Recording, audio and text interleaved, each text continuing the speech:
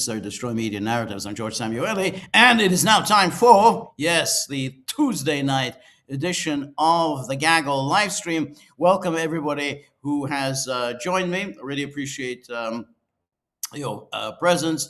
And there are a few things I want to get to.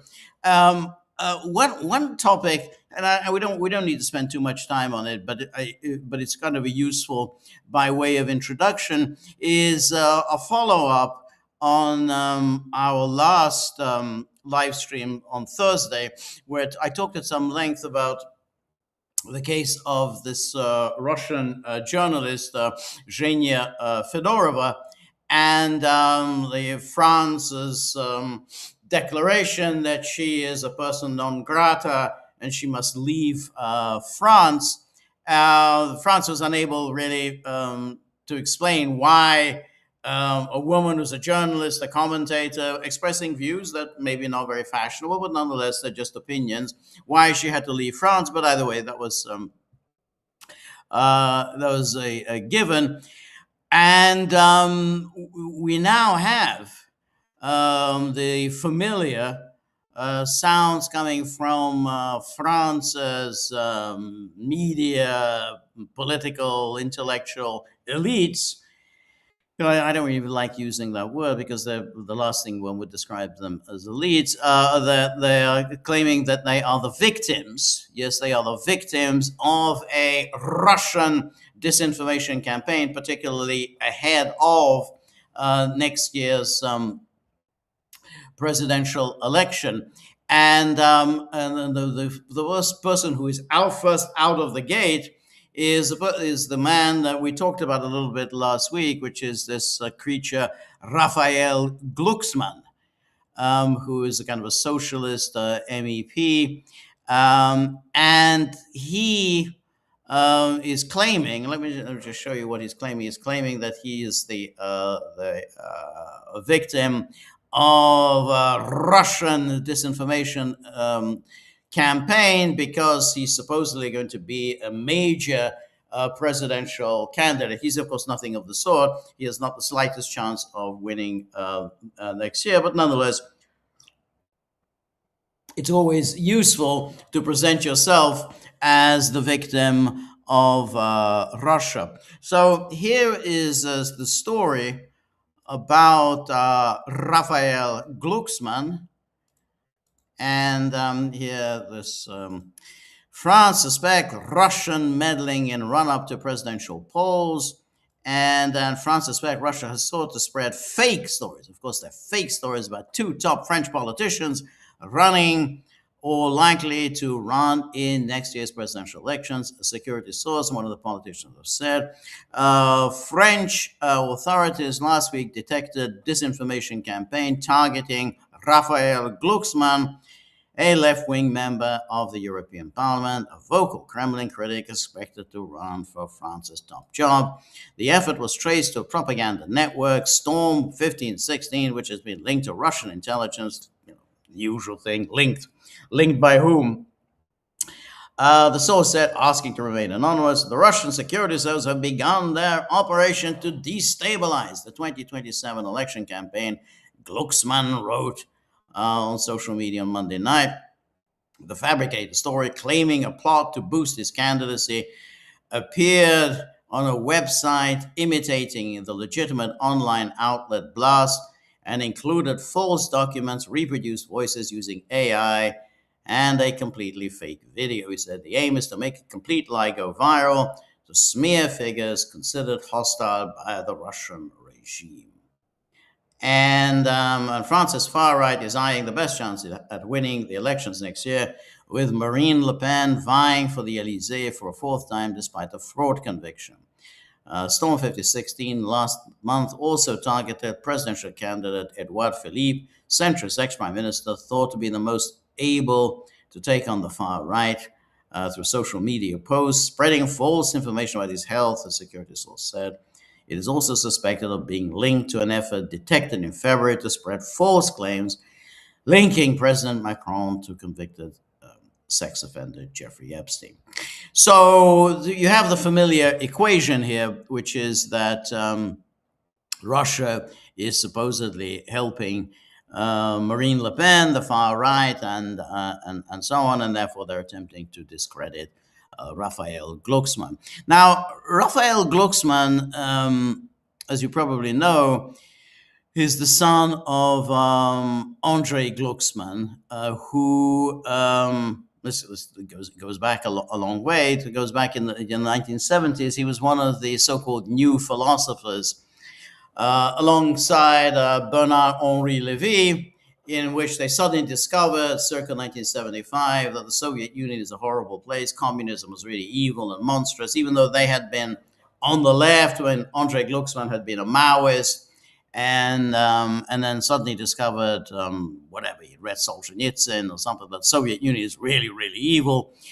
And so he became this fervent anti-communist, and naturally they were quickly embraced by the newly emerging neoconservative movement in the United States, and then of course Glucksmann had a career trajectory followed very much the trajectory of Bernard-Henri Lévy, which was rabidly anti-Russian, naturally, very, very pro-Israeli, naturally, and of course very strongly in favor of interventionism, the doctrine that every single problem under the sun is susceptible to solution by the use of Western military power. Naturally, Andrei Glucksmann, like Bernard-Henri Lévy, was hysterical about Bosnia in the 90s, wanted to bomb the Serbs. That was the cry of the 90s from the neoconservative movement, both in the United States and Europe.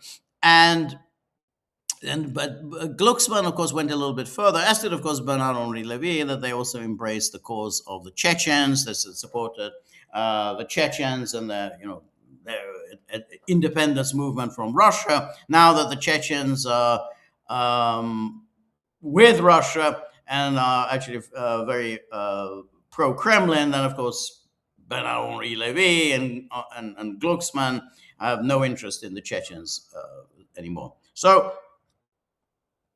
But Raphael himself was an advisor of sorts to Saakashvili, the leader of Georgia, and again, it was Georgia's cause. We are all Georgians now. This is the cry of the sort of the European intellectuals. We have to support Georgians, just like we have to support Ukrainians, anybody at all against Russia. Anyway, so now Raphael Glucksmann is trying to elevate himself as a very important political figure by proclaiming that Russia is out to get him. And of course, and we talked about this last week, Glucksmann, the younger Glucksmann, was of course excited and enthusiastic and couldn't suppress his joy last week when Zhenya Fedorova had been declared a persona non grata in France.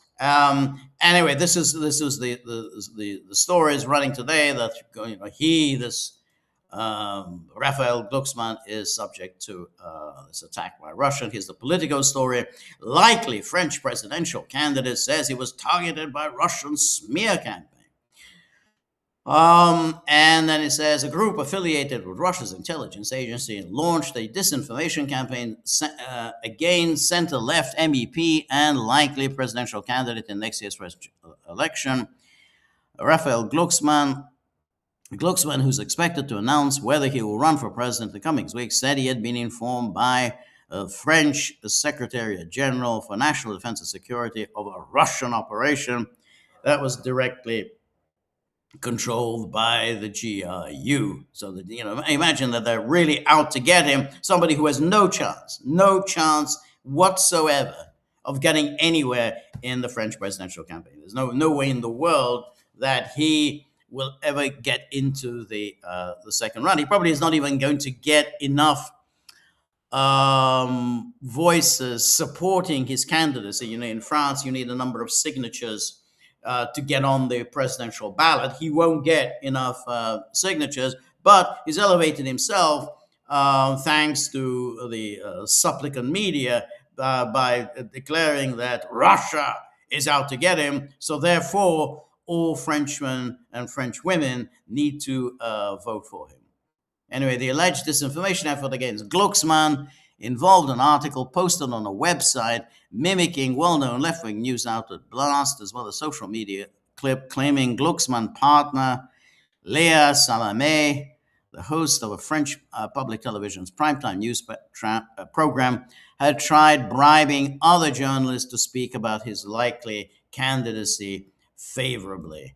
Glucksmann is a prominent critic on Tom, and then Russian agencies have begun operating to destabilizing some, and that's it. So now you can see he's elevated himself, just as he tried to elevate himself last week through the is rejoicing over the deportation order against Zhenya Fedorova. Now, apparently, Zhenya Fedorova has filed an appeal to the French court to prevent her deportation, even though, and it was misreported at the time, she's not currently in France. She's away from France, although she was issued with this deportation order and said, well, if you don't go quietly, if you refuse to leave France, you will need to be under house arrest, and you will need to be reporting every day to your local police station. But apparently, those were the reports last week. But now it turns out she's not even in France. So they issued the deportation order while she wasn't actually even in France. But anyway, her lawyer put in an appeal to the French court, and the French court rejected the appeal. And this is kind of an interesting, the summary of the argument of the French court. Why did it reject her appeal? It says French court rejects pro-Kremlin commentators' deportation appeal.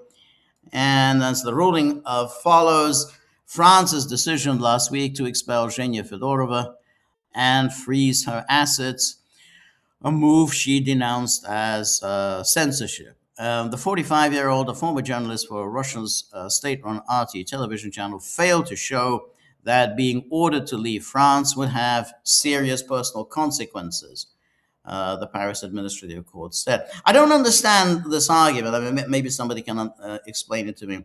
She failed to show that being ordered to leave France would have serious personal consequences. Well, I would have thought it would have serious personal consequences. I mean, if you've been living in somewhere for a number of years, you've lived as a law-abiding citizen, you've paid your taxes, and you've done everything that you're supposed to do.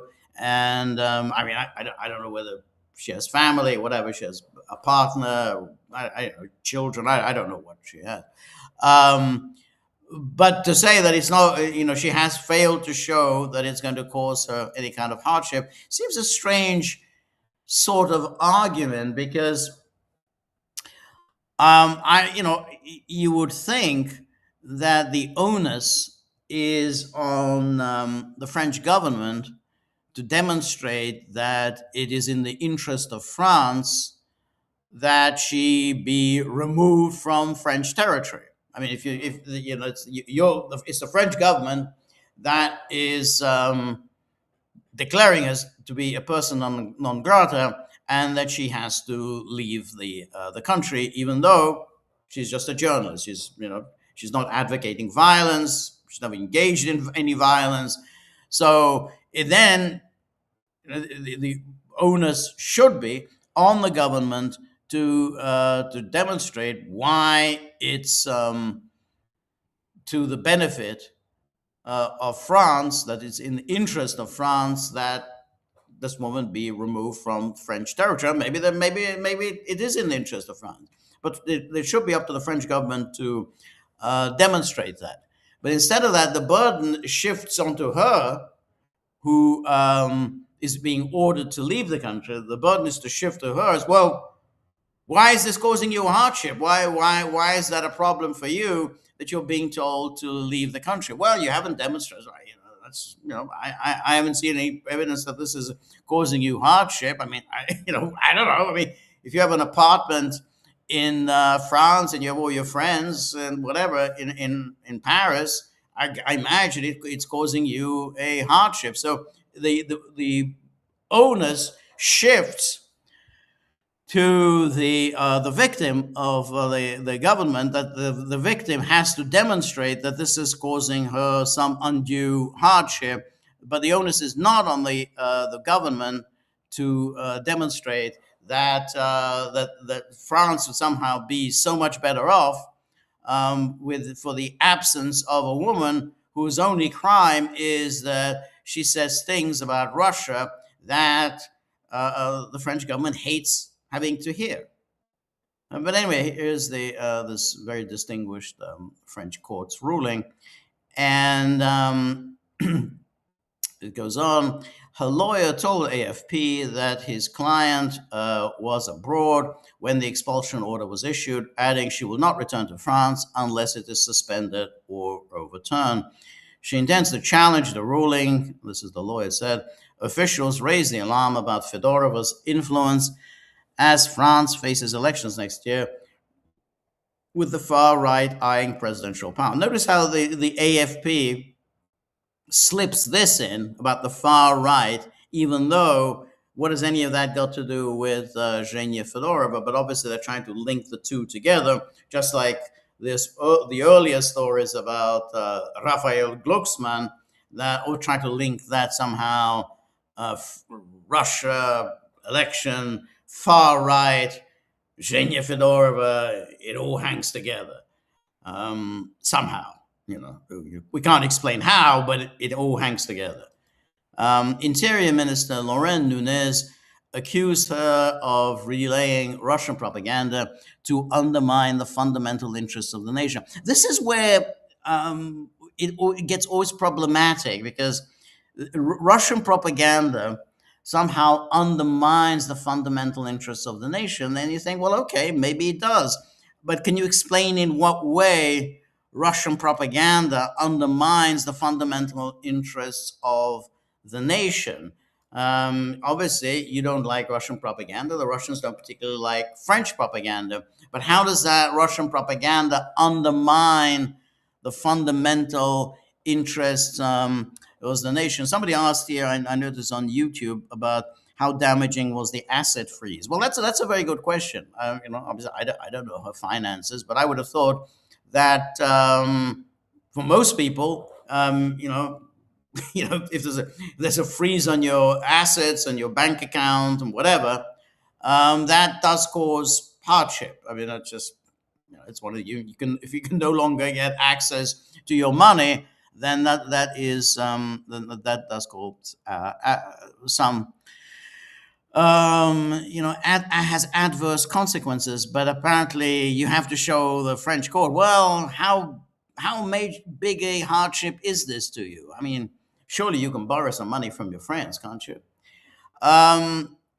Anyway, here then is this goes on about this fundamental interest of the nation. And then Fedorova was the former head of the French arm of RT, which was banned in France after London. She's a commentator for outlets within conservative French billionaire Vincent Bolloré's media stable, including C News, which is modeled on America's Fox News. So that's how the French are going about this. So you don't have you don't really have any kind of an argument. You can't present any way in which France's interests are adversely served by her being on Russian territory, other than if you want to claim, which France doesn't want to claim, other than if you want to claim that France is at war with Russia. If you want to claim that, then go ahead and claim it. Go ahead and explain that that France is at war with Russia, and that therefore it is contrary to the interest of France to have somebody who is on Russia's side. But if France is not at war with Russia, then it's hard to see what's the reasoning. But apparently, it's not no longer the onus is no longer on a government to demonstrate that somehow the presence of someone on the nation's soil is adverse to that nation's interest. That the government no longer has to do that, no longer has to prove in what way that's the case. It's up to the person who's being booted out of the country to show that being booted out of the country is causing you a great deal of hardship. You would have thought, hey, I mean, being booted out of a country and having your assets frozen are definitely hardships, but not apparently in the French court. Anyway, that's France. And the other thing I want to get to today, which I promised that I would yesterday that I would do it, is the current divisions on the right in the UK between Nigel Farage and Rupert Lowe. As you know, Rupert Lowe had been a member of Nigel Farage's Reform UK faction within the House of Commons. He had criticized Farage's leadership. Farage obviously didn't appreciate the criticism. And, to be fair, you're not supposed to do that in politics. In politics, you're supposed to maintain discipline, which means if you're not the leader, then you have to follow the leader. You have to, you can't criticize the leader's decisions. That's the way party politics works. Rupert Lowe didn't follow that rule. He criticized Farage, even though he had been elected. He was one of the Reform UK's MP contingent in Parliament. He criticized it. Farage withdrew the whip, which is the worst thing you can do in politics. He withdrew the whip from Rupert Lowe, and that it's and that was then from then on there's been this ongoing conflict between them. So now Rupert Lowe has founded his own party. So he's been elected as MP, Great Yarmouth, but he's now started his own party, which is Restore Britain, and he and Farage only ever speak ill of each other. Now, the problem, obviously, is that the so-called far right in the UK is still very much a minority faction among the British public. You've got the mainstream political parties, obviously Labour, Conservative. Then you've got the Liberal Democrats. And while Reform did well in the 2024 election, did well in the sense of winning a pretty high percentage of the vote, that wasn't enough to translate into a substantial contingent of MPs in Parliament because of Britain's first past the post system, whereby you really need to get something like 40% of the vote in constituency after constituency after constituency in order to get a substantial representation in Parliament. Reform didn't do that. Reform did well. Reform won many more votes than did the Liberal Democrats, but the Liberal Democrats ended up with far more MPs than Reform did. And of course, the Tories did disastrously, but nonetheless, they are the official opposition. So for Reform, they really had their work cut out in order to become one of the main parties in the UK, and indeed to be able to challenge the two big parties to form the next government. And for a while, the polls suggested that Farage was leading. The Farage's reform was number one in the polls. Just one month after month, just reform led the polls, and there was a lot of heated, excited speculation in the media that Nigel Farage would be the next prime minister of the UK.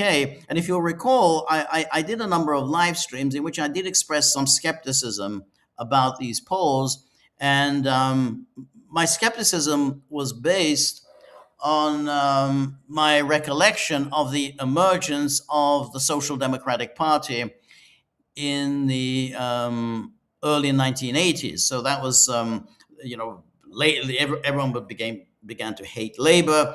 People were not exactly excited by Margaret Thatcher and the Tories, and there was a kind of an opening for a kind of a centrist Labour Party. The sort of the Labour Party that recalled the Hugh Gateskill, Harold Wilson era, and so there was an opening there, and people got quite excited because there was a number of by-elections, and in the by-elections, the Social Democrats did very well. Shirley Williams was one of the leaders of this Social Democrat Party. She won a by-election. Then Roy Jenkins did very well, and it was just a lot of excitement that the Social Democrats would be the next government. In the end, that didn't happen. Labour recovered. They removed their disastrous leader, Michael Foot, who was obviously hopeless and ineffectual and was never going to lead Labour to victory.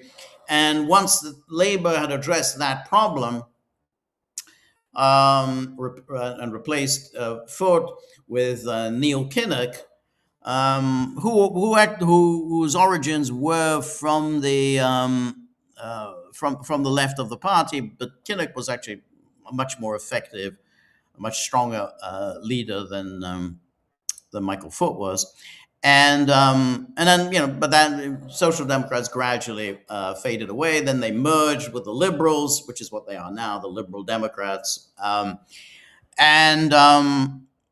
that pretty much was it. There was a remnant of the Social Democrats that survived, under David Owen. Owen had not been favorably disposed to the merger with the Liberals, but basically the Social Democrats just fizzled out. Apparently, they still exist in a kind of as a very much a minority party, and they will stand in the by-election that Nigel Farage called the Clacton by-election. No other political party will take part in this by-election. They regard this as a publicity stunt by Farage, with the exception of the Social Democrats, and which is a surprise. And everyone said, "Hey, I thought the Social Democrats didn't exist anymore. They'd kind of merged with the Liberals."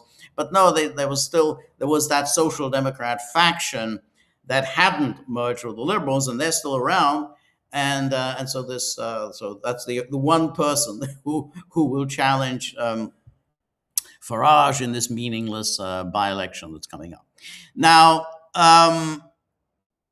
this by way of dealing now with the problem for the so-called far right. Farage has indeed slipped in the polls. He's slipped, and is no longer is he number one, and is not even number two. He's now number three. But the traditional parties, Labour and Conservative, have reasserted themselves as invariably happens in Britain. I mean, there's political parties go through traumatic defeats, and it seems like this is it. This is the end of the party. They will never recover from this, and then lo and behold, they somehow recover. I mean, it's as I said, this happened with Labour.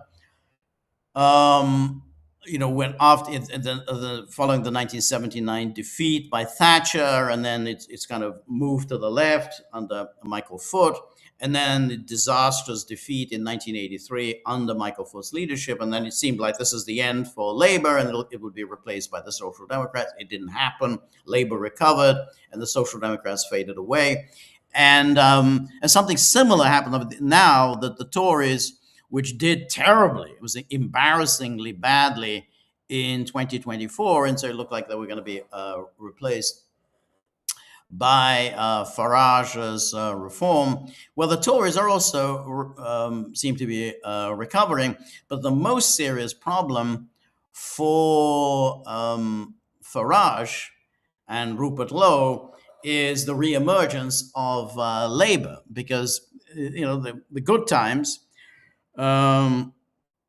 which were that when Keir Starmer, this dweeby guy who led Labour, this colourless, dreary person, he was very unpopular, widely disliked, and so therefore it was always likely that he'd be quite easy to beat. Well, Labour saw the problem, and so they removed Keir Starmer. This is what political parties in Britain always do. They removed a problem leader, just like they removed Michael Foot. His problem was a different one from Starmer, but they removed a very unliked leader, Keir Starmer, and replaced him with someone who is rather liked. I mean, I don't like him, but some people do. And so now Labour has this pseudo-populist Andy Burnham with his strong northern accent in charge, and this has energized Labour. And now they're leading in the polls, and the right is losing its issues, because the right needs this populist energy in order to be able to challenge the established parties. Now, I don't take seriously, at least for the time being, I don't take seriously the idea that Kemi Badenoch, this incompetent nitwit who leads the Tory party, I don't take seriously that Kemi Badenoch is leading some kind of a Tory revival. I don't think she is. I think she's too dumb for that. But I think, given Labour's huge lead in terms of the number of seats it has in the House of Commons, and given that it has now this Andy Burnham in charge, and who can present himself as a kind of a populist, a man of the people, Farage has a real problem. And therefore, it doesn't help that he's unable to patch things up with Rupert Lowe. I mean, if you've got, the right, the far right, or whatever you want to call it, the far right, which is still very much a minority in the UK, and if you've got a division now between Farage and Rupert Lowe, then your chances of not just winning the next election, but of making a serious inroads. I mean, you want to at least get yourself, 80 to 100 MPs in the House, so that you can be taken seriously as a political force, not just a half a dozen MPs, because a half a dozen, one come the next election, they're just going to be swept out. It's the way it works in the way it goes. Now, the question then is, what can be done with this far right? The problem is with, first of all, just if you deal with the personalities between Farage and Rupert Lowe, is that they really don't like each other. I mean, there's another question. It's not just so much about any policy differences, any ideological differences. It's a personality. They really don't like each other. Now, in politics, you're supposed to put aside these kinds of these kind of differences. You know, you're not supposed to like each other. You're not supposed to, go to dinner together, whatever. You're just supposed to work together. But they don't seem to be able to do that. And the problem is, as I say, first of all, that the populace, the thing that they have going for them is the populism, that you can somehow, we're in touch with the public mood. That's going to be much harder going up against Andy Burnham than it was against Keir Starmer, who just oozed the kind of arrogant metropolitan elitism. The man had been top prosecutor in the UK. It was just easy pickings. Burnham isn't going to be so easy. Now, there is obviously the immigration issue, which is that's the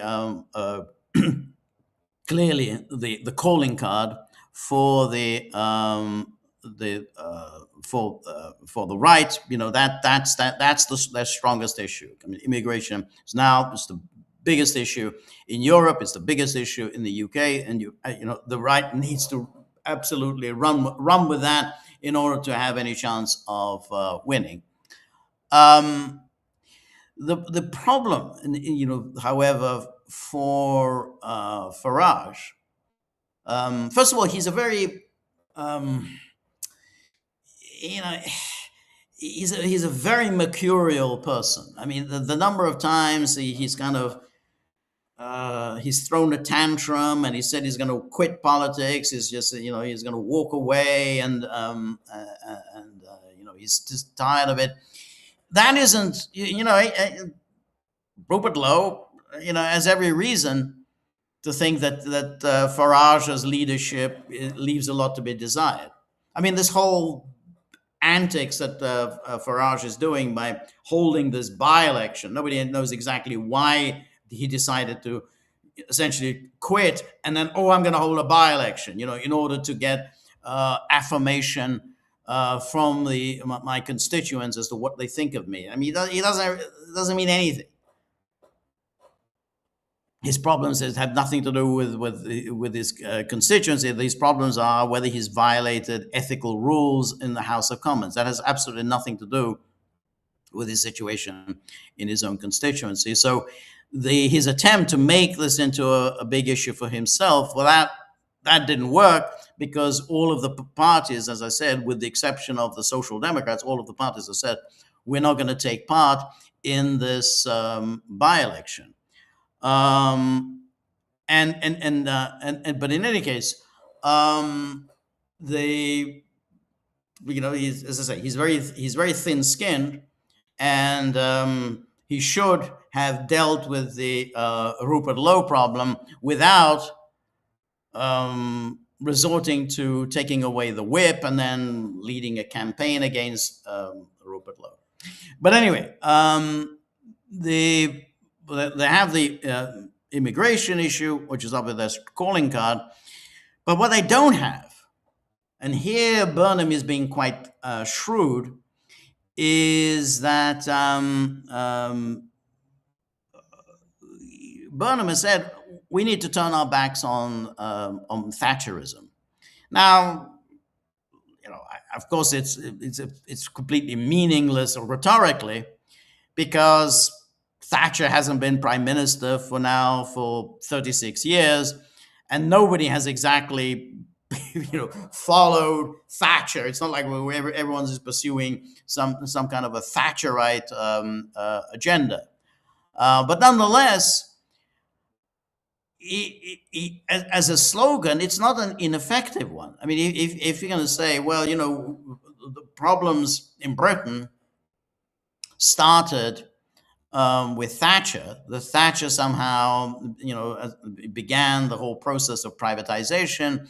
She began the process of deindustrialization. She began the whole process of jobs moving out of the country, the financialization of the economy, the housing crisis. That's due to her, because basically she privatized council housing, but without actually going ahead and building any more new buildings, and that led to the skyrocketing housing prices. And then that London just became this a place where the rich of the world parked their money, or they can say all of that is due to Thatcher. So that's Andy Burnham's quite effective, and I think and it's very effective against Farage. It's less effective against Rupert Lowe, because Lowe never really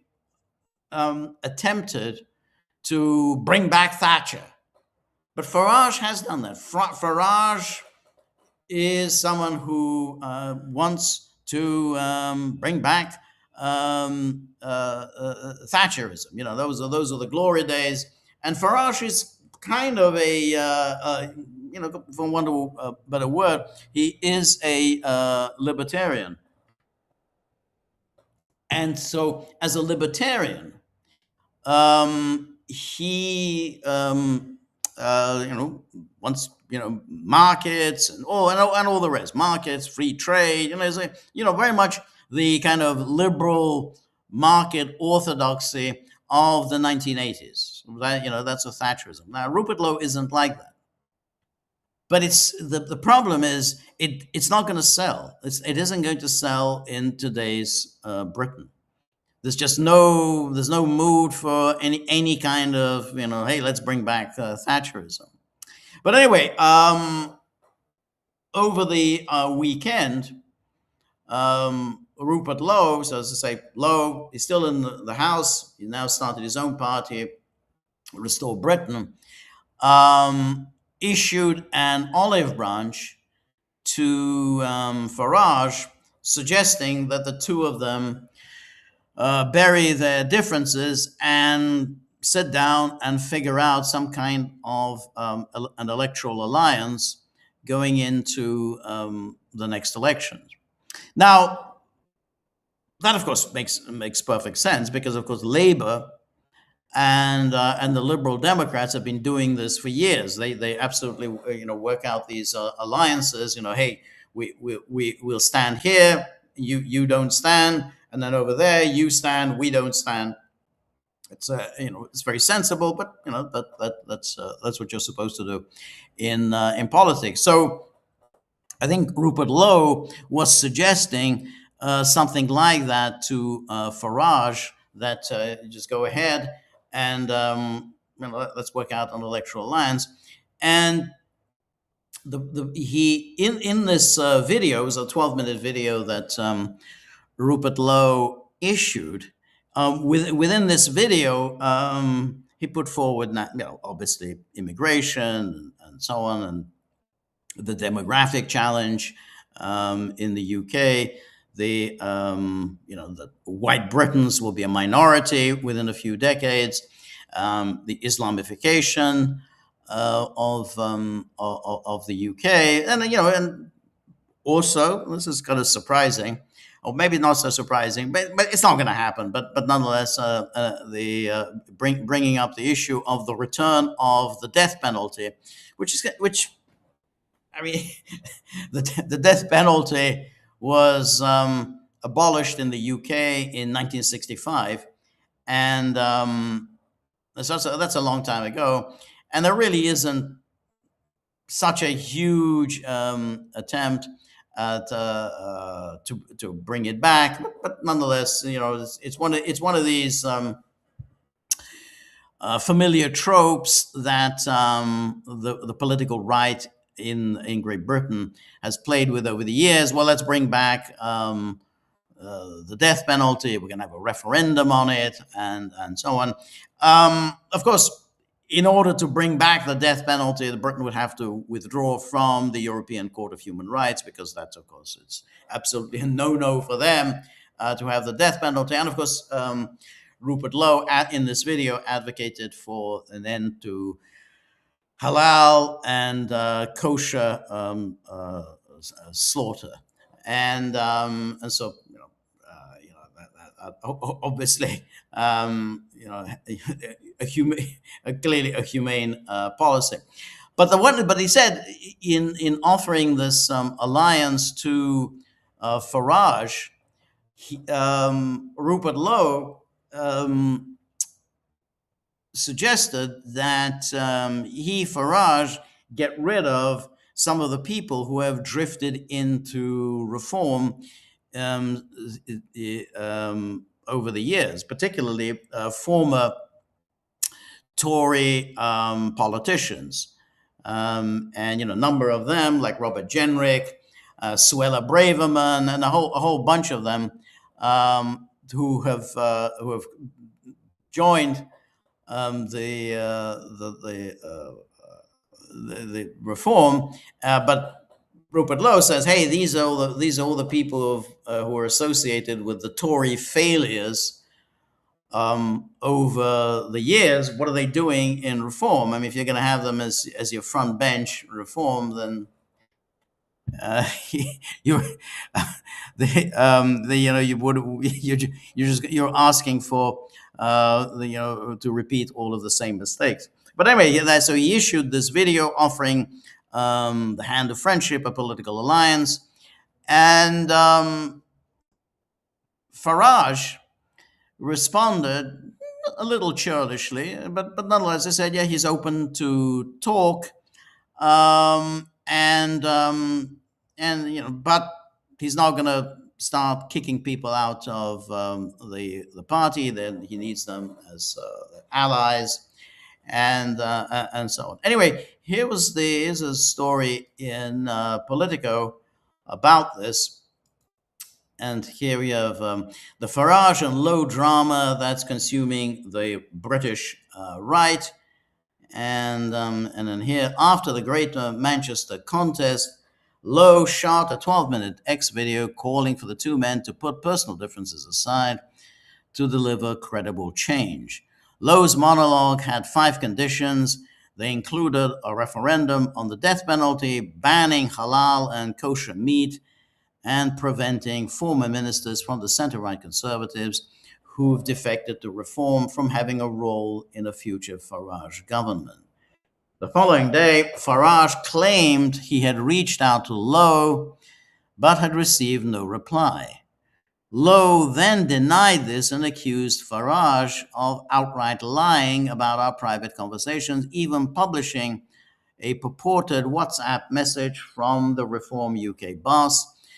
Farage told Times Radio these claims were extraordinary and that Lowe is not a very easy person to deal with. But he insisted he has a willingness to put past differences aside in the interest of getting some sort of unity, which suggests the pair might come to the table. And then here is the tweet, a kind of a long tweet that Rupert Lowe set out. And here it says, "I do not want to make private conversations public, but Farage has just done so at a national press conference. He just stated, he said to me yesterday, 'Shall we have a call?' Sadly, this is just a lie. Yesterday at 10:30, Nigel messaged me saying the following 3 words, 'We'll call later.' The evidence is below." And he Rupert Lowe then published this the WhatsApp message, "We'll call later. I have received no call. Senior reform figures then went public to rubbish my offer. Yesterday's offer was not one I wanted to make. Trust me, I don't particularly enjoy trying to work with people who attempted to put me in prison on false allegations." That was all part of some claims that Rupert Lowe had threatened to assault somebody, and this is all of which was the police. This was reported, to the police, but the police have really not followed up because it was not really a very credible allegation.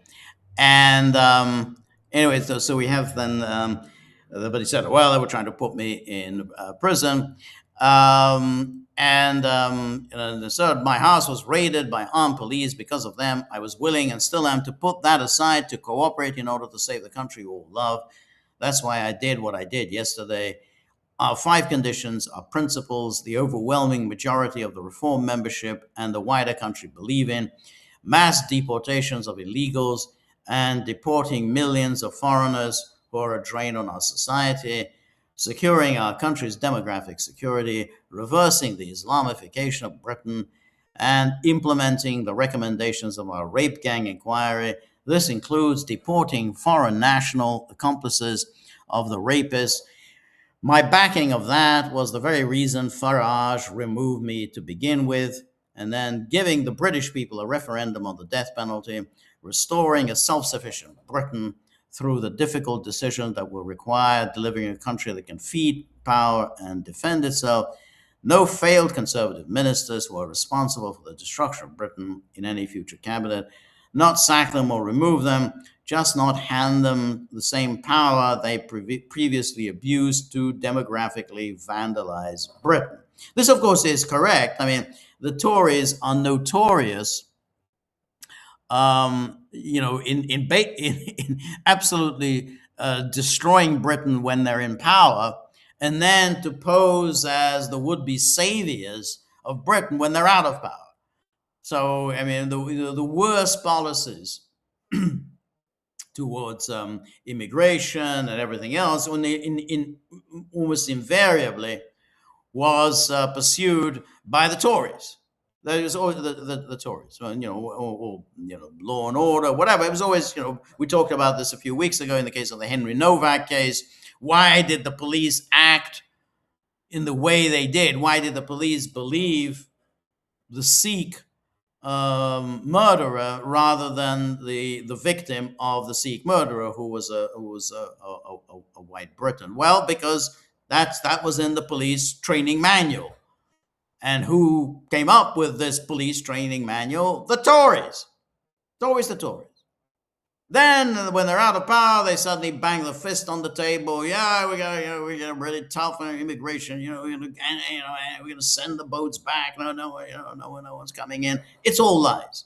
This is a game the Tories have been playing for decades. They were playing this really, starting from the 1970s. Thatcher was the first, the kind of political genius who played that little game, because when she was threatened by on the immigration issue by the National Front in the late 70s, when she was just then leader of the opposition, but this was posing now a serious threat to the Tories. She suddenly sounded very, very belligerent on immigration, and it worked.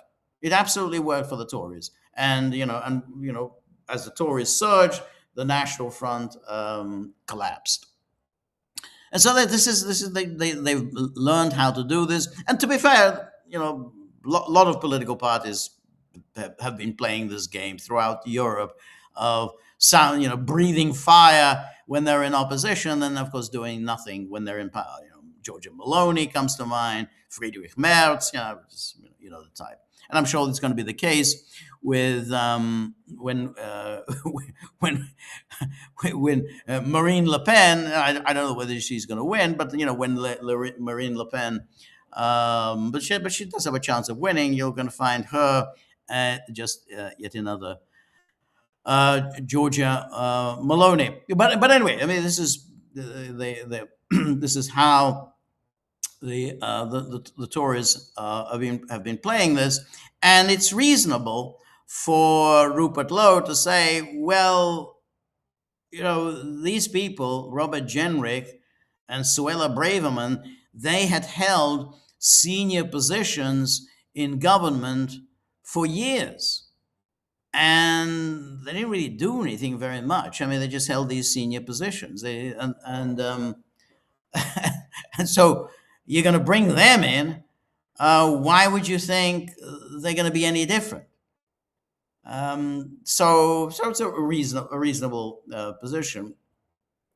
Anyway, it goes on here that no failed conservative ministers who are responsible for the destruction of Britain in any future cabinet, not sack them or remove them, just not hand them the same power they previously abused to demographically vandalize Britain. Those principles are essential to the restoration of the country we all love. It is disappointing that Nigel does not agree with all of that. Restore Britain's mission is to provide that genuine democratic alternative at the next general election in every single seat to every single voter. However, the offer remains open to Nigel and reform. Although outright lying about our private conversation does not help that, for Restore Britain, it will always be country before party, ahead of any personal differences or past disagreements we have. Every single time, the country is more important, and I will always put it ahead of my own interests. That I promise you. My message to the patriotic right is this: back Restore Britain, and let's ensure that these 5 guiding principles have the best possible chance of being implemented for the British people. Restore Britain is the only established national party standing on that platform. Now, it's important to keep in mind here that Elon Musk kind of intervened in the British political scene. He doesn't like Farage. He has a very low opinion of Farage, and he kind of threw his weight, which is quite substantial, behind Rupert Lowe. That hasn't so far materialized into any big boost in support for Rupert Lowe, any more than Elon Musk's intervention in Germany on behalf of the AfD kind of resulted in any big spike in support for the AfD. But while I actually think that it's quite likely that there will be some kind of a political alliance before the next election, I mean, that's what it makes sense, obviously, given that they're really up against it. It's not. It isn't really a done deal, and one of the reasons why it's not a done deal is that Farage is a very temperamental person. Farage is, quite, fragile. He has a very fragile ego. And, as we've seen, the fact that he decides, because he's now come under attack, he's decided, I'm going to, hold a by-election. I'm going to have a by-election. I'm going to, I'm going to let the voters decide something that's very risky. And then, I mean, he's lucky in this time that, none of the established political parties decided to take him up on the offer. They might have done, and he might have lost. You can't play these kinds of games. Voters are very fickle, and they get very annoyed when somebody is trying to, frivolously calling elections. They don't particularly like lots of elections, and that would just annoy them. But so he's somebody who is capable, essentially, of quitting, absolutely just quitting politics and say, that's it, I'm done. I'm going to go back and make money. Remember, he had decided to stay out of the 2024 election. He didn't actually even want to do that. So he didn't even want to stand in the 2024 election. And then he then changed his mind, said he's going to do it, and did quite well. Not as well as he should have done, but nonetheless, he nevertheless did that. He went ahead and did okay. But the fact is that he was prepared essentially to say, well, I don't want to take part. I actually want to go to America and work with Trump. That somehow that's what I want to do. And he may still decide, you know what, I'm not interested in this. I have no, I don't want to be prime minister. I don't want to be a leader of a political party in the House of Commons. I think I'm just going to quit. Yeah, he could do that, and I guess that's Rupert Lowe may have some inkling of some of suspicion that, you know what, that's we could end up with that. We could absolutely end up with Farage just simply quitting. But um, at the same time, we have to think in the terms that you absolutely need all hands on deck, if you're going to challenge the established political parties. Anyway, one other topic, obviously, um, which is that the current situation on Iran, and we're going through the familiar yes, no agreement, no agreement. Trump is going to launch an attack. Trump is not going to launch an attack, and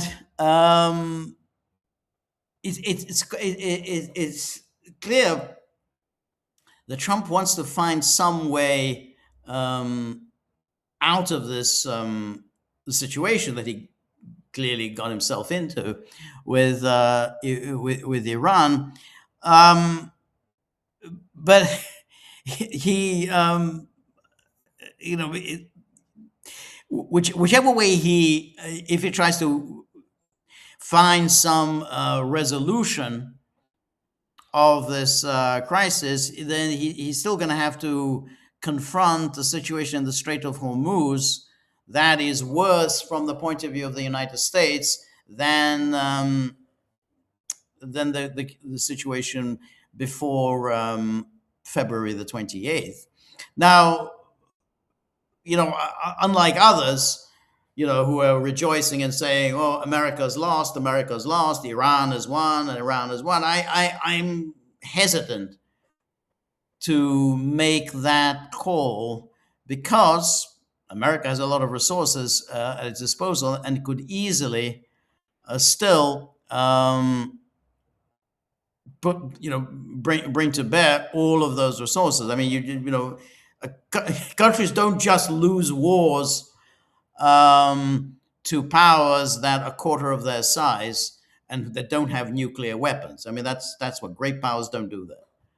And I know some people are going to talk. Well, what about Vietnam? What about Vietnam? And I want to talk a little bit about that, particularly because we had a very interesting screening yesterday of a war of basically America's road to war in Vietnam, and then the question arises: did America really lose in Vietnam, and how does one count a loss? Anyway, but I do think that the United States could still decide to escalate in a way that I think would be which would be quite detrimental to Iran. So the notion that Iran has what they call escalation dominance and so on and so forth, and that's true up to a certain point, but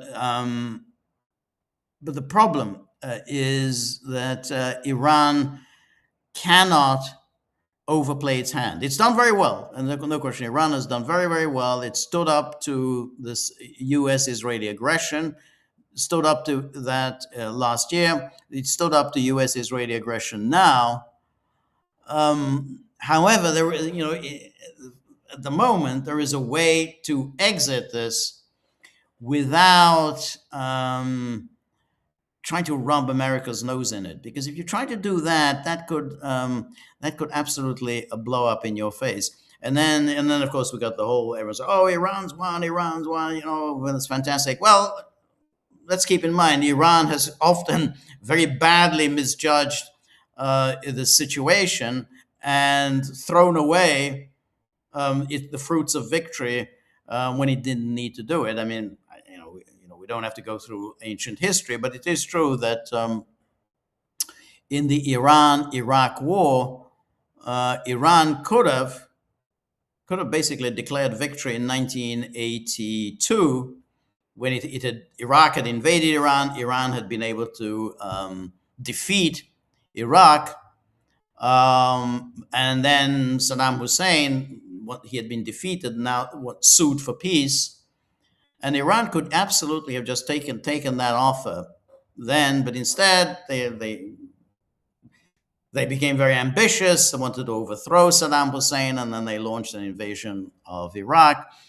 And then the war dragged on for another 6 years because many powers, including the Soviet Union, the United States, France, the UK, all entered the war massively on the side of Saddam Hussein. And so Iran was not able to win that war. And then so the deal that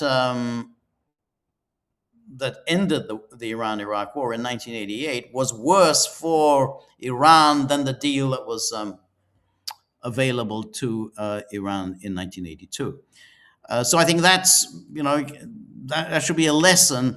Don't overplay your hand. You've done very well. You've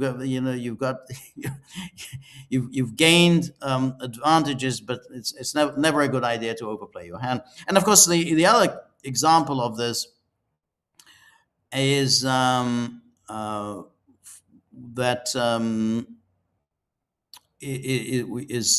what happened after Trump walked away from the JCPOA. Again, Iran had done everything correctly. It had adhered to the JCPOA, hadn't cheated, it had followed all of the points, and nonetheless, the United States walked away. That moment should have been an opportunity for Iran to, act as the injured party, try to work with those countries that were still working with the JCPOA, which is, of course, the European, the E3 powers, and of course Russia. So yes, but instead, what Iran did, well, we've been wrong. We did everything right, and then the United States walked away, and then Iran began enriching uranium. Now, I can understand why they did that. I can see that they were extremely upset about that, and upset about the United States walking away from the JCPOA, and say, yeah, well, you walked away. We did everything right. So we will now, we had agreed to enrich uranium up to 3.5%. So now we're going to keep enriching it, to a higher percentage, because that supposedly gives us more leverage in our negotiations. Okay, so Iran then just kept enriching uranium. Well, that's fine, and you can see why they were annoyed. But by doing that, they were setting the stage for an American attack. Because when finally Iran was enriching to a level of 60%, then you basically have provided the justification. Now, forget about Israel. Let's leave Israel out of it. You've provided the rationale, the justification for the United States to launch an attack. The United States isn't going to live with you having 60% enriched uranium. It just isn't going to do it. So, yeah, Iran tried to do this to leverage, to enhance its position in the negotiations that were going on with the Biden administration. It didn't work, because the Biden didn't return to the JCPOA, but it only served to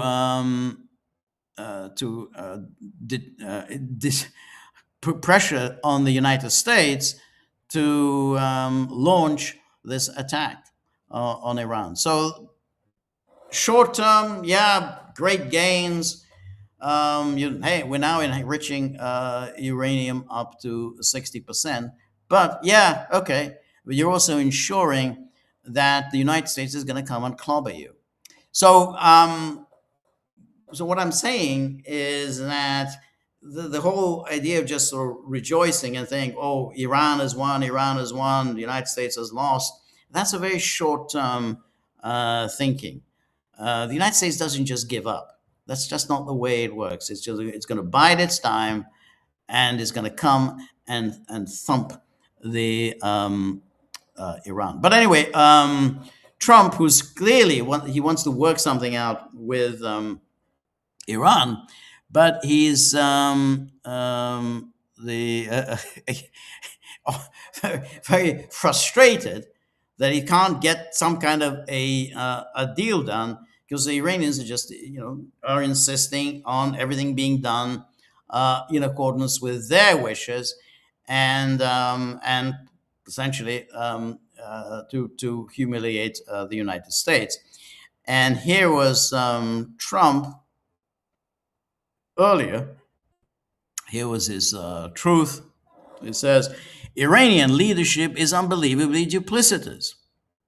They ask for a meeting. Some would say beg. Talks begin with more scheduled in the immediate future. And they say openly and proudly that they're not having any discussion, that nothing is being talked about, and they're only dealing with Oman. So that's the story that we're getting, is that there is some kind of negotiations between Iran and Oman about how ships will navigate the Persian Gulf. There's the Oman Channel, there's the Iranian Channel, and they're going to try to figure out, supposedly, that there'll be administrative fees paid. Some of the fees obviously will go to Oman, some of the fees will go to Iran, but the talk right now is that it's just Iran and Oman, and the United States isn't going to have any say in the matter. That's not going to happen.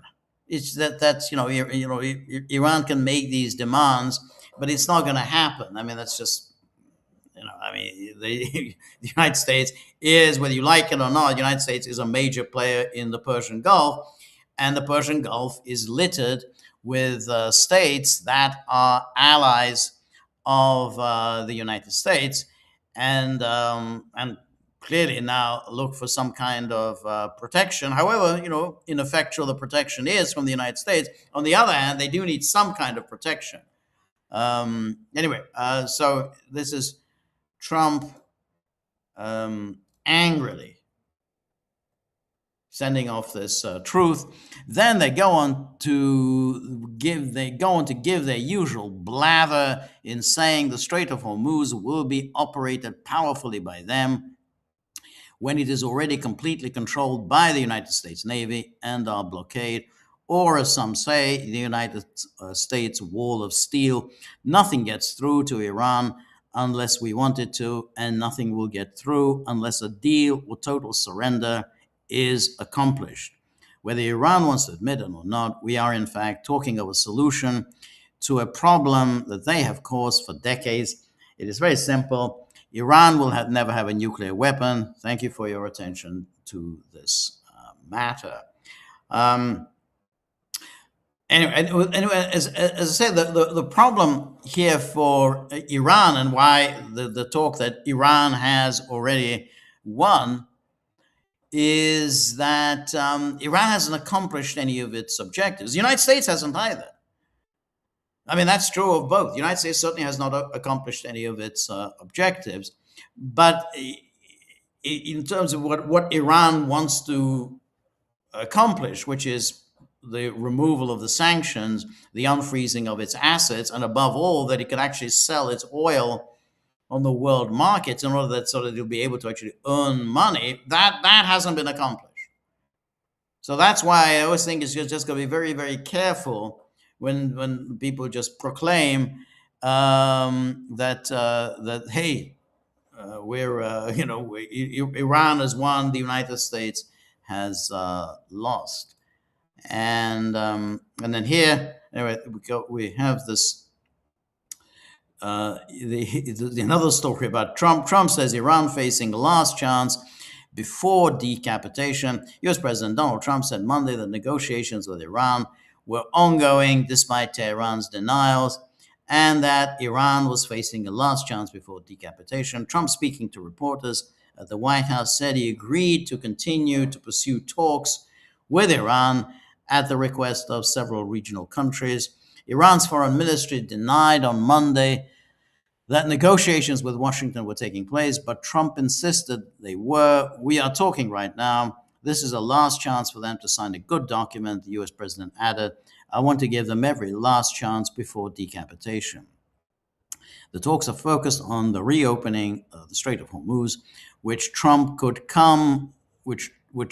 said could come literally by tomorrow, and the denuclearization of Iran, which he said could take a little while.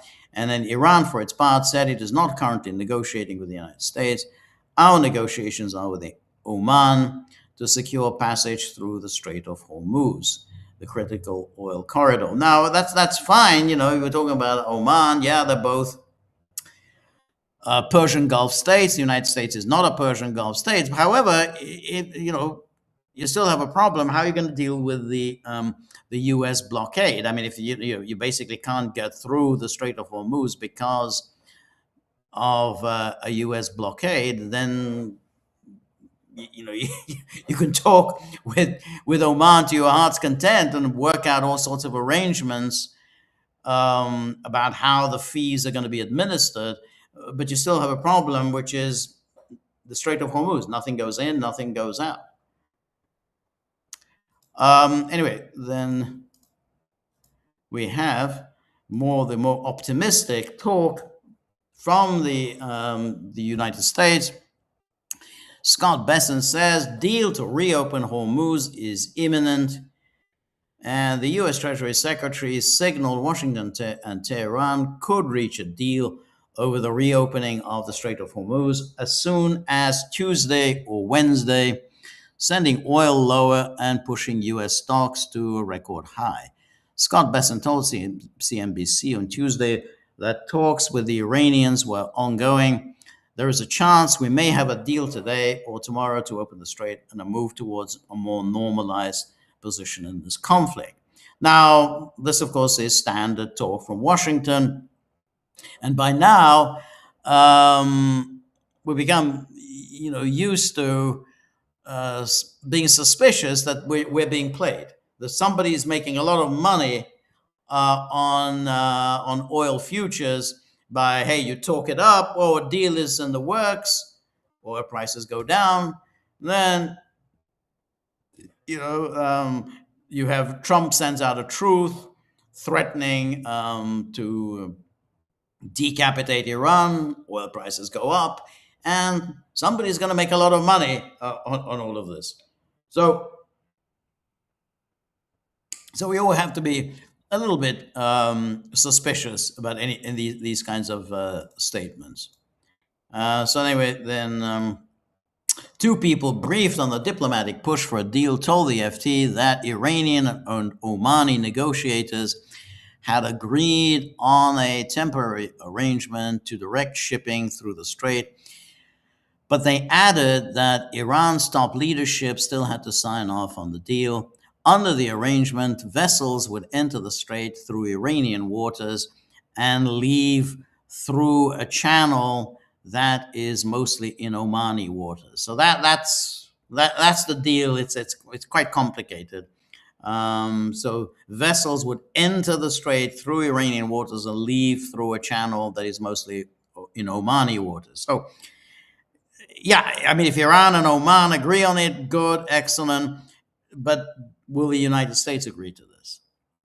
Initially, Iran would send vessels, including oil and LNG tankers, through the waterway to ensure it is free of mines and safe before the strait opens to other shipping.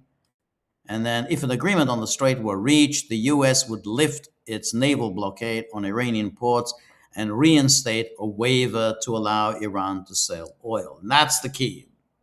Is that going to happen? I don't know. That's Scott Bessent seems to be suggesting it. Iran and Oman have been negotiating directly for weeks on a new arrangement to manage shipping in the strait, which has become the key battleground between the U.S. and the Islamic Republic. Ismail Bagay, Iran's foreign ministry spokesperson, said on Tuesday that negotiations to designate safe inbound and outbound shipping routes in the strait were underway between Iran and Oman. And then the New York Times also taking up the story about the deal. An emerging deal could cement Iran's control of Strait of Hormuz. Now, that headline is, of course, highly misleading because, as we've seen, the ingredients of that deal was they worked something out between Iran and Oman, but it doesn't say Iran is going to control the strait. They said it'll be a joint control. They would enter through the Iranian channel, exit through the Omani channel, and one would hope. Obviously, we would hope that the United States would agree to this. Anyway, Iran and Oman are closing in on an agreement to reopen shipping traffic in the Strait of Hormuz, according to Iranian and American officials. But if the accord goes into effect, it could come at a high price, ratifying Tehran's control over what before the war was an open international waterway. So again, the New York Times is being quite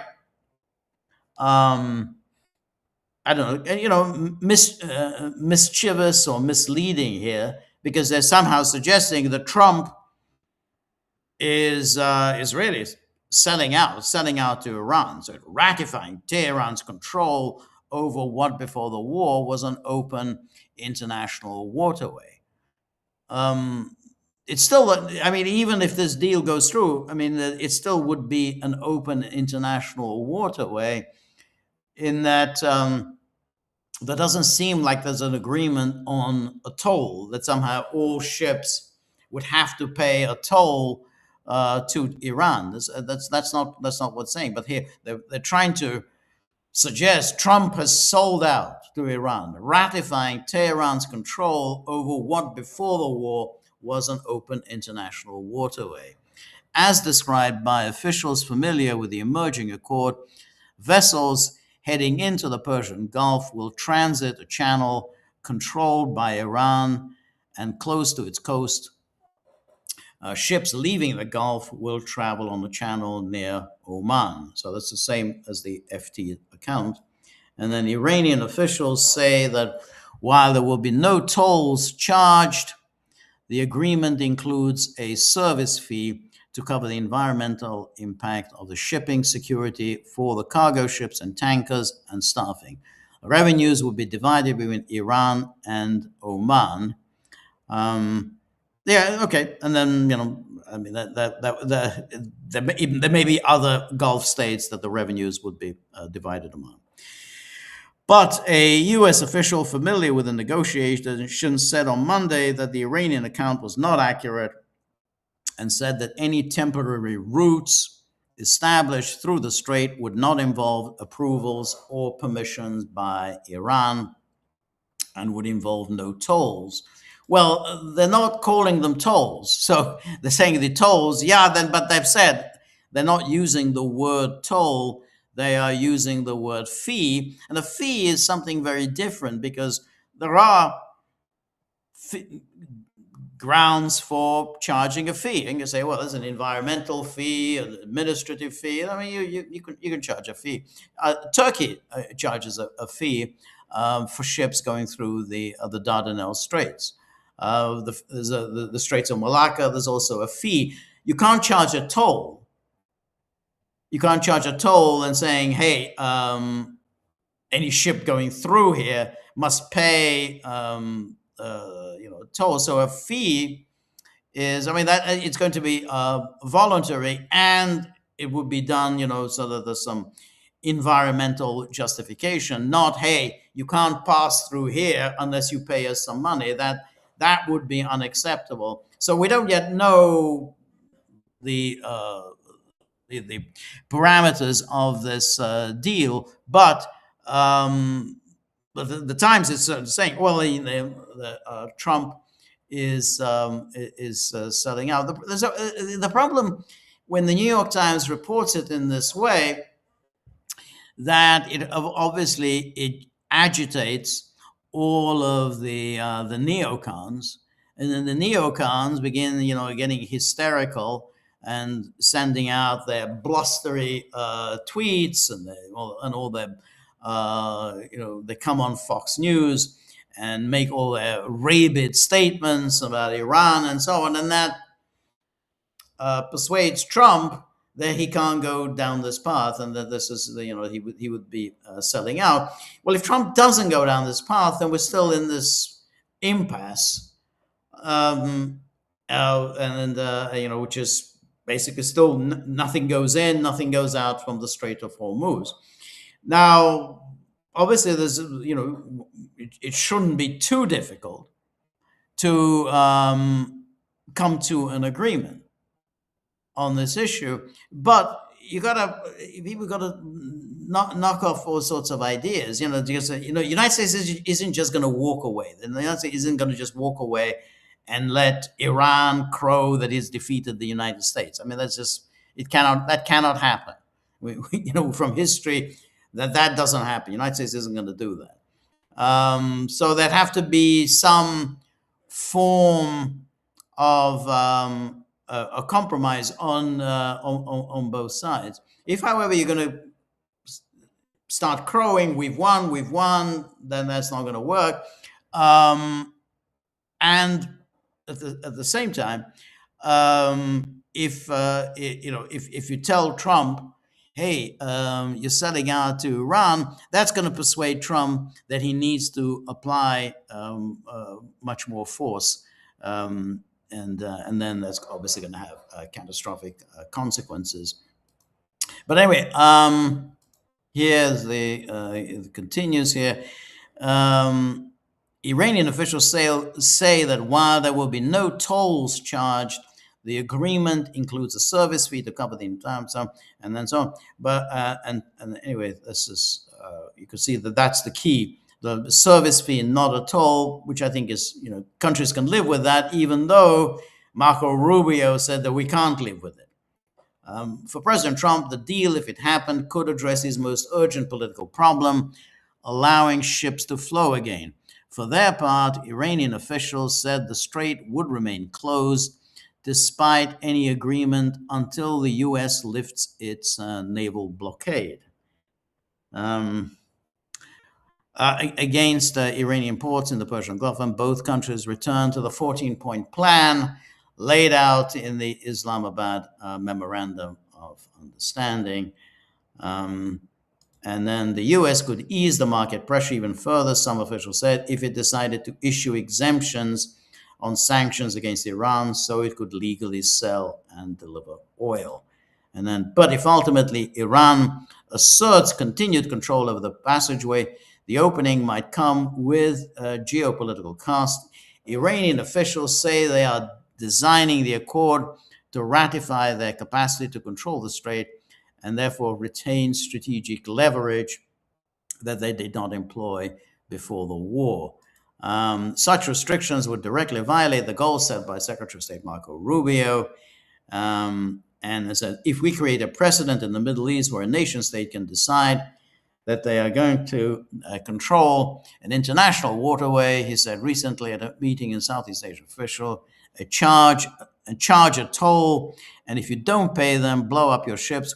We have created a very dangerous precedent which will repeat itself in other parts of the world.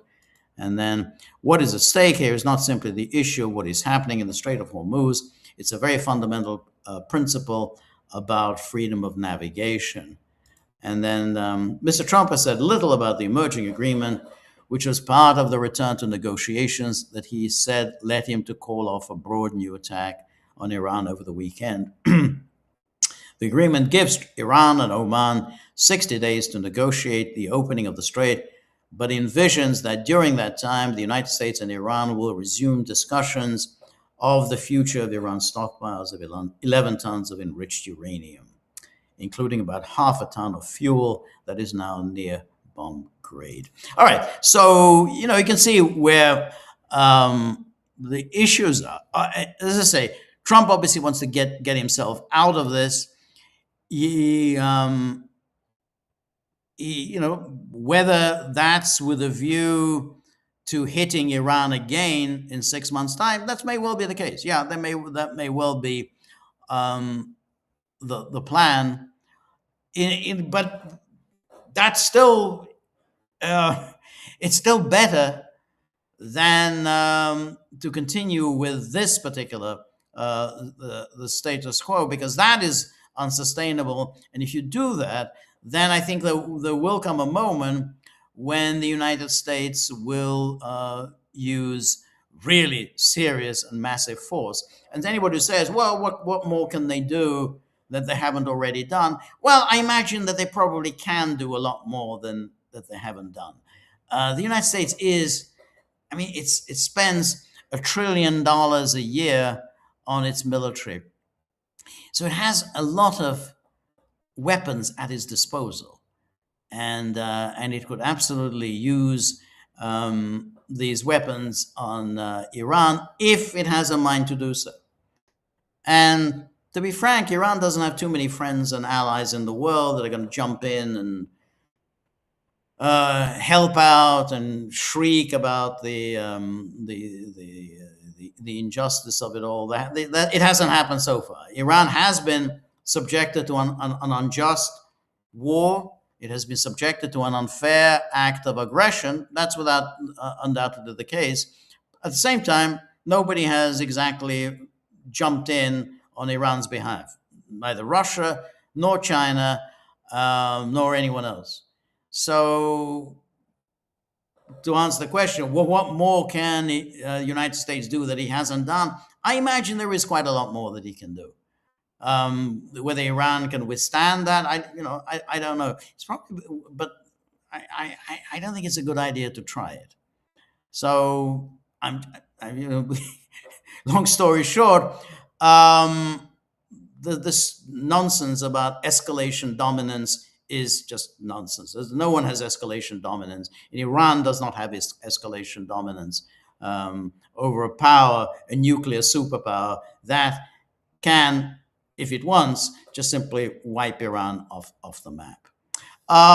Anyway, let us now go to our locals page and see the conversation with how it's going with the Gagglers. As I always say to the YouTubers, I'm very glad to have you join us, and I'm very glad for all your comments. But I can't answer all of the comments on the YouTubers. So if you want me to address your comments, if you want me to answer your questions, if you want if you want to offer some criticisms of anything that I've said, disagreements with anything I've said, then please join our Gaggle community, and then you can post your comments and questions and arguments on our locals board.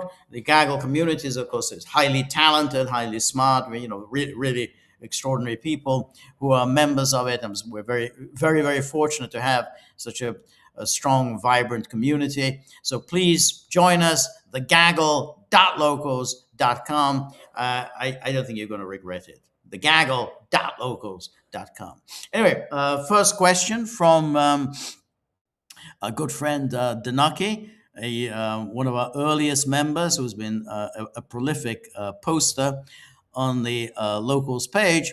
And he says, I think there is a big-ish grain of truth in the report that Orange Man is indifferent to losing Congress, as he intends to focus on pardons, big bucks, and executive action rather than on legislation. At least his whole behavior up to now is consistent with that indifference. So all you kosher people that did stuff, no less financial fraud primarily, give them greenbacks ready for Donnie. Yeah, I see your point. I do think, though, that losing Congress would be a not insignificant blow for him. So while it's true that with most presidents during the second half of their term, they don't really have much of a domestic agenda. They don't. They, so they give up on any major domestic legislative initiatives. I mean, just about every president, no domestic legislation in the second half of your term, and you focus on foreign policy. And I think Trump is no different there. So he can think, okay, well, whatever domestic legislation I've accomplished, I've done that. I'm not going to do any more. He feels without question that he's going to be impeached. He does face impeachment because if it seems almost certain the Democrats take back the House, they will go after him, and almost certainly they're going to go after him on some of the financial grounds. Now, to be honest, I don't know to what extent they can make a compelling case that Trump has committed high crimes and misdemeanors in making so much money. Because because so far I haven't seen anything that suggests that you can't do what he has done. No one has done it. No other president has done it. But the same, just because no other president has done it, doesn't mean that you can't make a lot of money as a president. You can't make it from other governments. You can't basically sell out your country's interests to the interests of other powers. So the Democrats would have to demonstrate that that's exactly what Trump has done. I'm not sure that they can do that. But in any case, even if they did try to do that, and even if they were to make a very strong case that that this money that he has made, I mean, he's made billions as president. This money he has made constitutes a high crime and misdemeanor. He will be impeached by the House, but he will survive in the Senate because the Republicans will they will support him. I don't think too many Republicans. I mean, I think those Republicans who would vote to convict him, I think they're gone. I mean, they're basically the Republicans that will remain in the Senate. And even if Republicans are a minority in the Senate, in other words, the Democrats take not only the House, the Democrats also take the Senate, those Republicans in the Senate will be much more Trumpian than the Republicans now. So although Republicans retain their majority at the moment, it's actually much less Trumpian than the Republican minority after an election defeat, because so all of the characters, and there are a number of them in the Senate who hate Trump, well, they're going. All the Tom Tillis is going, Cassidy is going. So the people who are a problem for him, who would without question vote to convict him in any impeachment trial, they're actually gone. So he's not going to have to worry about them anymore. So I think, but at the same time, I don't think he particularly wants to be impeached again. I mean, he's already been impeached and tried twice. I doubt whether he particularly wants to go through this a third time, though I think he will go through it a third time. And then, of course, he may have to go through it a fourth time, because that's the way the Democrats play it. So they impeached and tried him twice during his first term, and I think they're going to, at the moment they won back the control of the House, they went ahead and impeached him. So I think they're going to do that again. I doubt whether Trump is going to enjoy that very much, but he's probably resigned to it. I think he realizes this is what's going to happen. He's also resigned to losing the House and maybe the Senate. I mean, in other words, he can rationalize it to himself, which I think is what he's doing. He's rationalizing that, hey, well, all presidents do badly in the midterms. And I think historically that's the case. All presidents do badly in the midterms. Obama certainly did very poorly in the midterms. Reagan did poorly, at least during his second term. He lost control of the Senate. He never had control of the House, but he lost control of the Senate during his second term, and that of course became a serious problem for Reagan because of Iran Contra, and and then of course Bill Clinton lost in 1994. He got impeached, and as a result of no longer being uh, no longer having the House and the Senate under his control. So it's Trump can just rationalize to himself, yeah, but all presidents go through this. They the midterms nearly always go against them. The one exception to the bad midterms is ironically Richard Nixon. Richard Nixon did very well in the 1970 midterms, and there was one of the few times when, in fact, the vote didn't go against an incumbent president. So I think the anti-war movement actually worked to Nixon's advantage. I think that's why I think that people, Americans, I think, were disgusted with the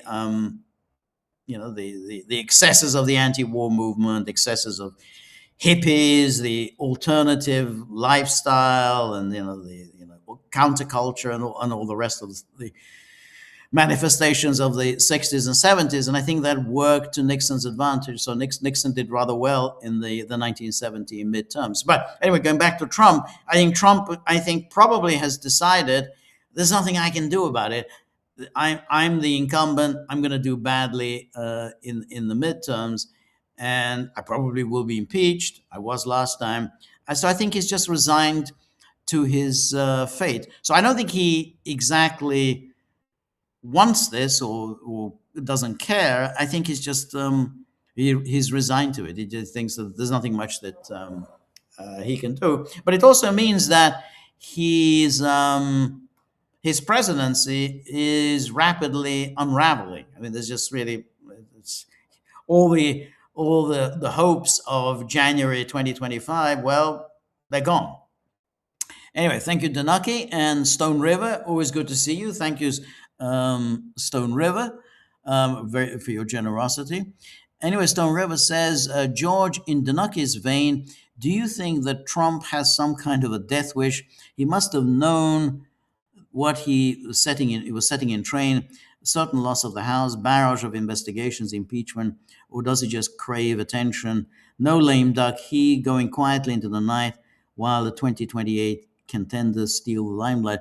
So, just to reiterate what I said to Danaki, I think Trump is resigned himself that what's going to happen to me is what happened to everybody. All the presidents, Clinton, George W. Bush, Obama, even Reagan, they all suffered in the midterms. I'm no different.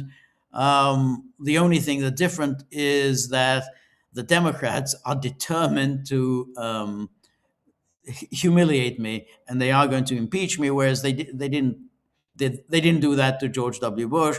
They wanted to do that with Reagan. They didn't quite. They couldn't quite pull it off. They were reluctant to, because Reagan was still very popular. They were reluctant to go after Reagan, and the Republicans really thought Obama was probably too popular to impeach. That the Republicans did impeach Bill Clinton. So I think Trump has resigned himself to his fate. The one aspect of it, I think, that's worth examining is if he's facing impeachment trials. Let's say he's facing at least two impeachment trials after the midterms. He's going to need an awful lot of legal help. That's going to cost him an awful lot of money. And therefore, you would think that he's probably calculating, I'm going to need a lot of money from some very wealthy people who are going to help me out. And these very wealthy people will be inspired by everything that I've done for Israel. Now, whether that's correct or not, that, because, as we know, the Zionist billionaires are very, very self-centered. They don't do anyone any favors. So whether they would really jump in and help out Trump, that's by no means obvious. Alan Dershowitz, yeah, he would probably, he'd probably be ready to defend Trump. But Alan Dershowitz, he commands very high fees. So some very rich people would have to come forward and take care of Alan Dershowitz's legal fees. And I think that's going to be true of a number of the big, high-powered lawyers that Trump is going to have to call upon. And they're going to demand very substantial fees. And so somebody is going to have to pay those fees. And therefore, Trump will be looking to his Zionist billionaire backers. And I think that the fact that he's facing these impeachment trials and the fact that after he leaves the presidency, he may face all kinds of legal challenges, criminal cases, civil cases. Yeah, I know about immunity and so on, but that doesn't mean that his political enemies would not try to go after him. So even if he was to prevail, he's going to need high-powered lawyers to help him out. So he's looking at legal threats. Going maybe about next 10 years. He's 80 years old, so but probably through into his 90s, he may be facing legal challenges. Nixon faced all manner of legal challenges long after he had resigned. He was still not free from all of the lawsuits.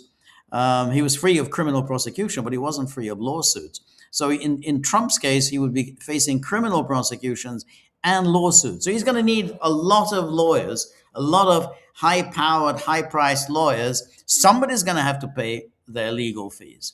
So that's why I think, why has Trump done this? I think there may well be a pecuniary motive. He needs the money.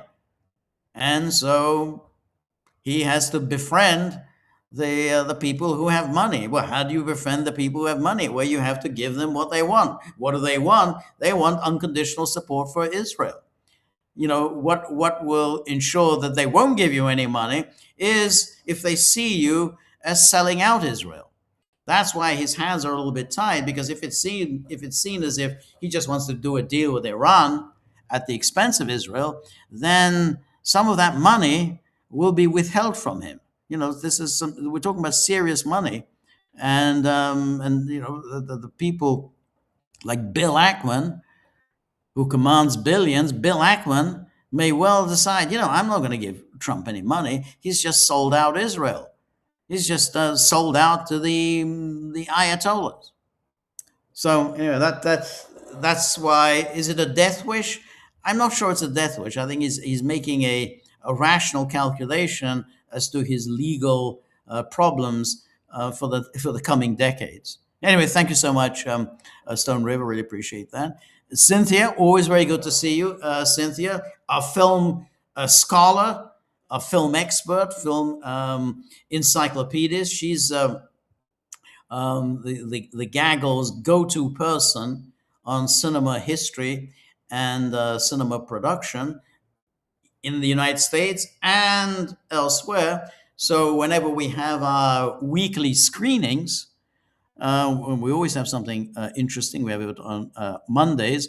Not only do we screen very good films, but the screenings come with accompanied by Cynthia's outstanding and insightful commentary and really well-informed criticism, aesthetic judgment, and historical background about the film. So it's another great benefit of joining the Gaggle. You get to see weekly movies, and you get to enjoy Cynthia's background information and comments to accompany the film. So you can read them while you watch the film. You can read them before the film, after the film, but it's always very helpful and useful. So thank you so much, Cynthia, for your generosity. Anyway, Cynthia says, some say the wave of 50,000 migrants into Ceuta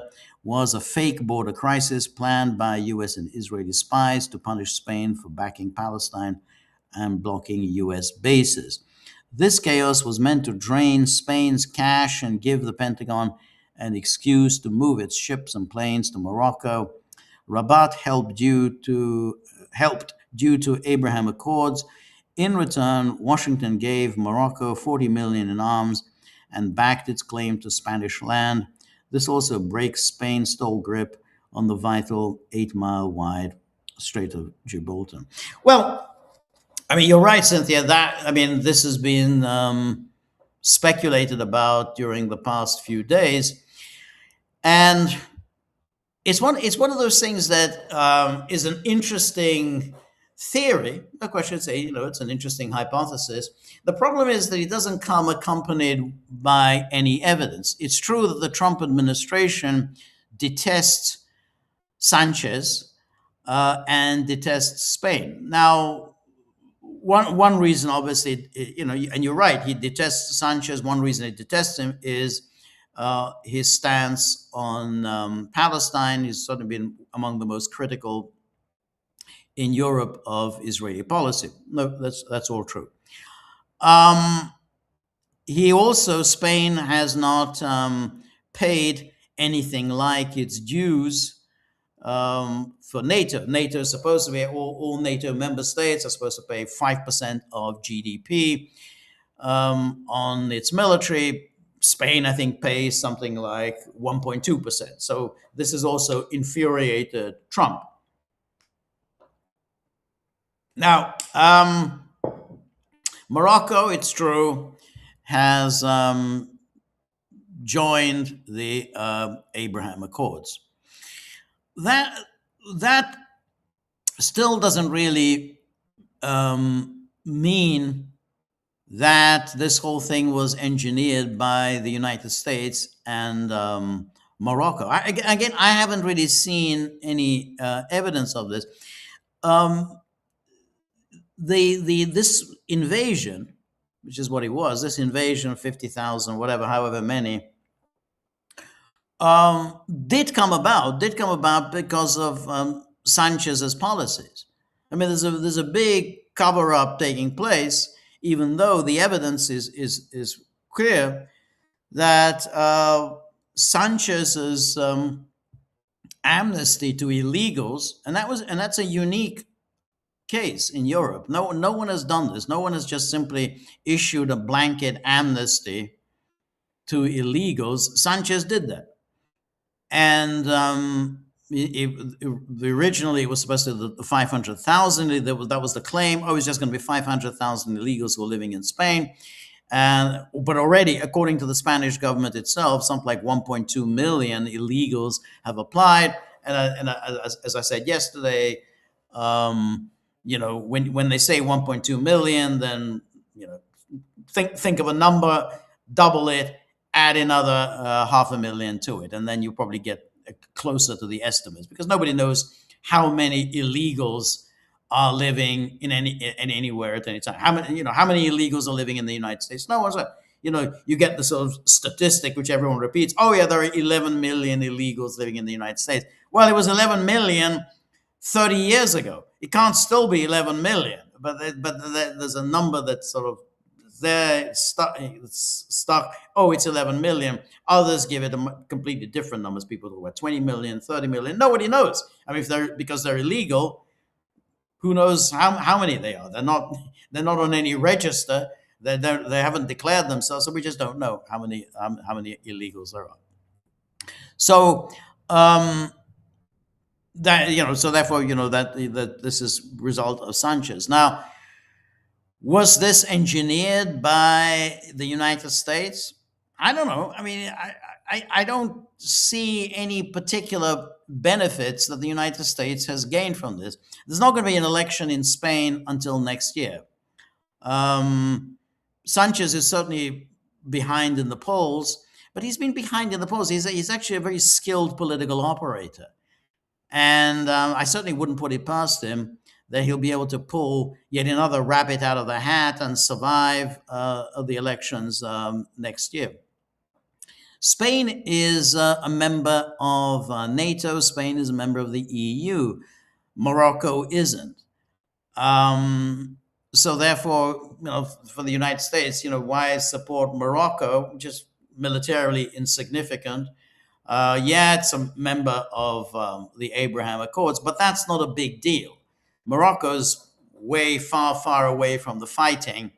The Trump administration, they want Saudi. They want the big enchilada. The big enchilada is Saudi Arabia in the Abraham Accords. It doesn't matter too much about Morocco. Morocco's never really been a particularly significant player in the Arab world.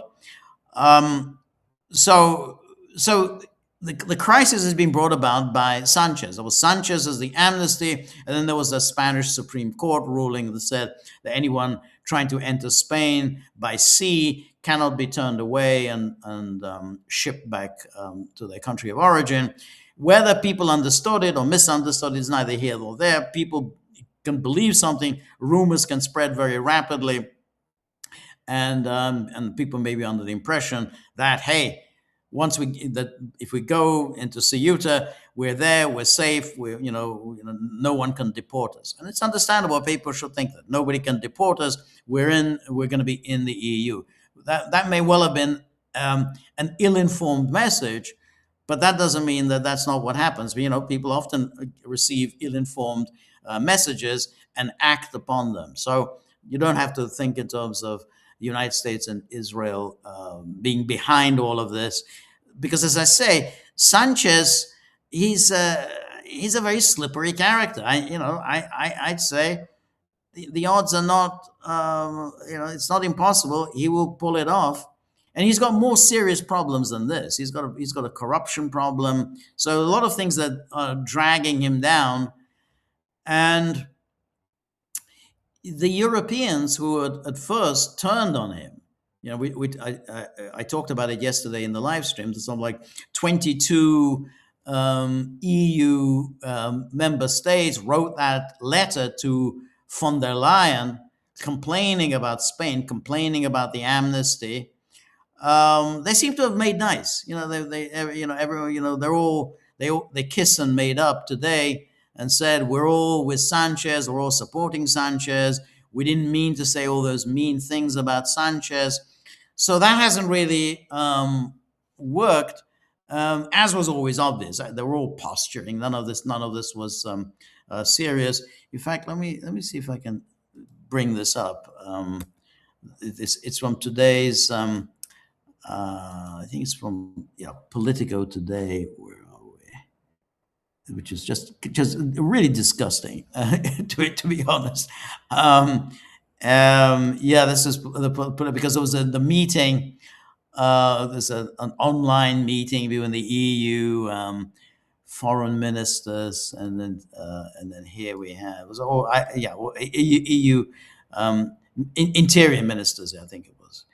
And then here we are, says EU ministers close ranks behind Spain after Ceuta migration crisis. Madrid emerged vindicated as government shifted from assigning blame to preventing a repeat.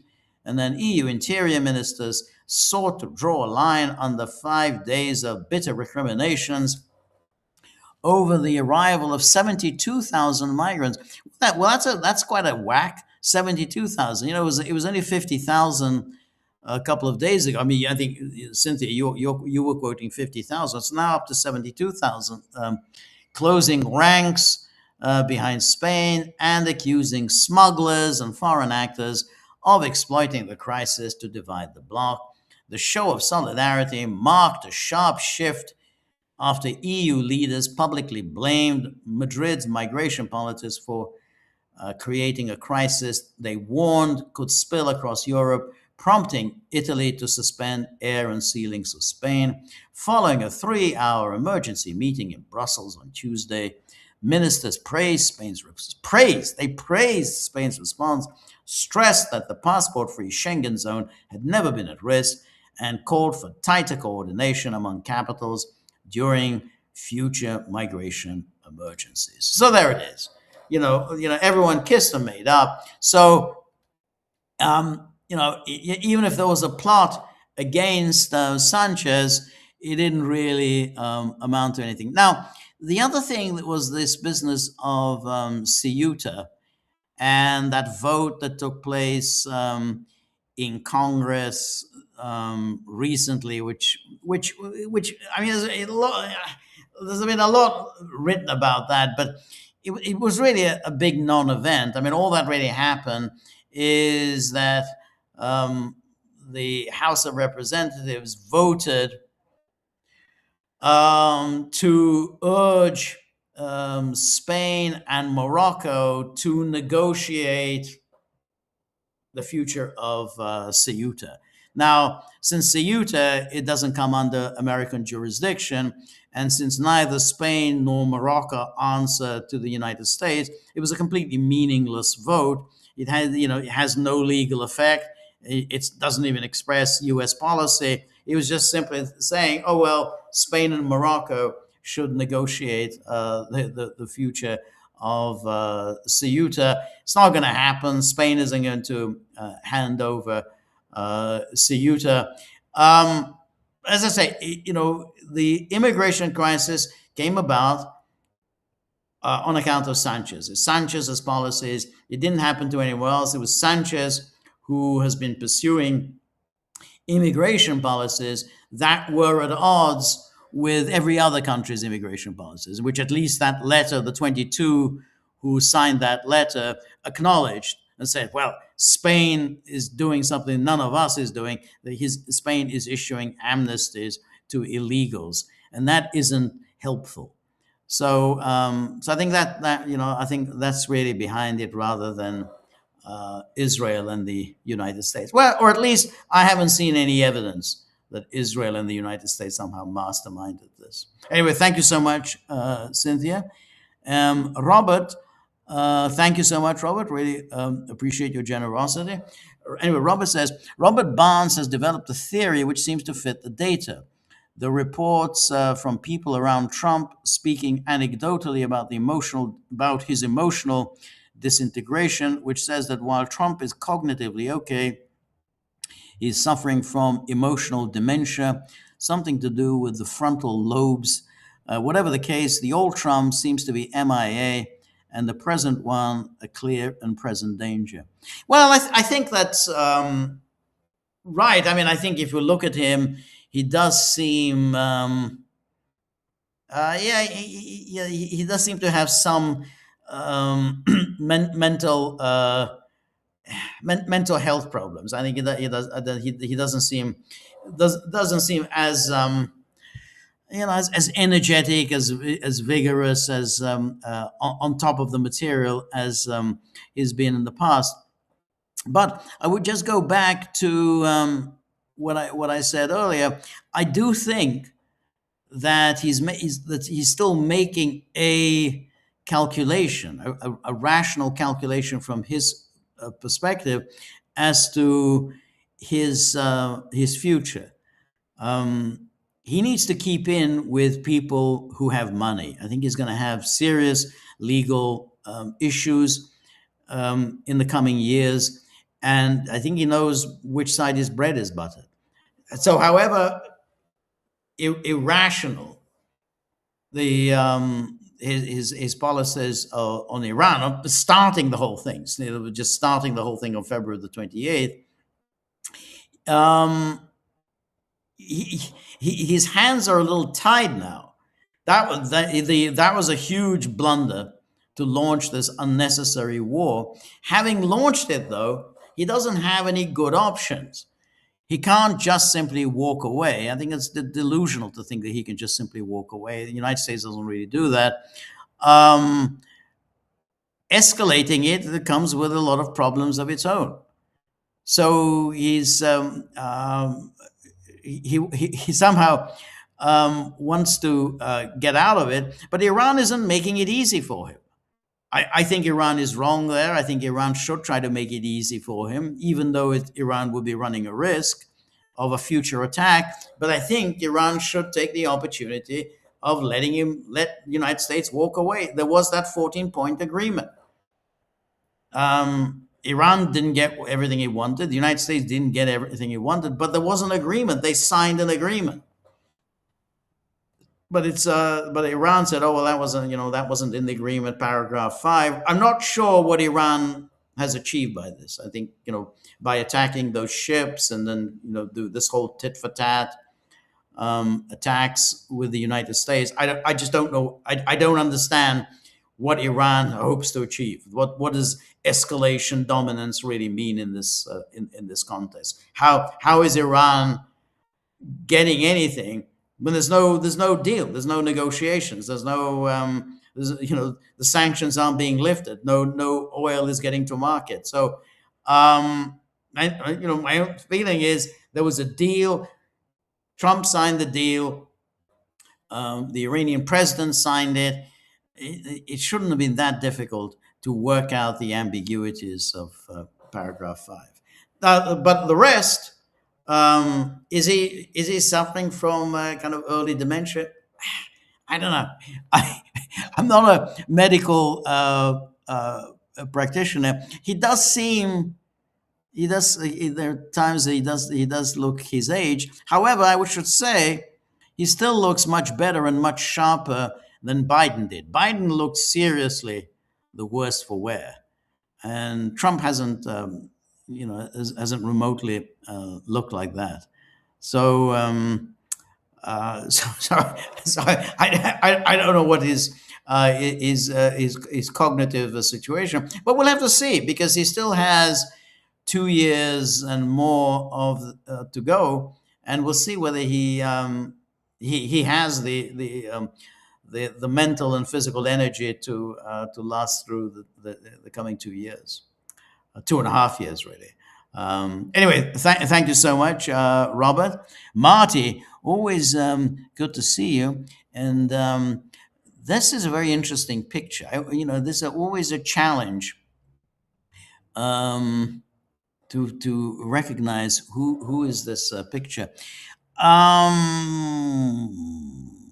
Who is that?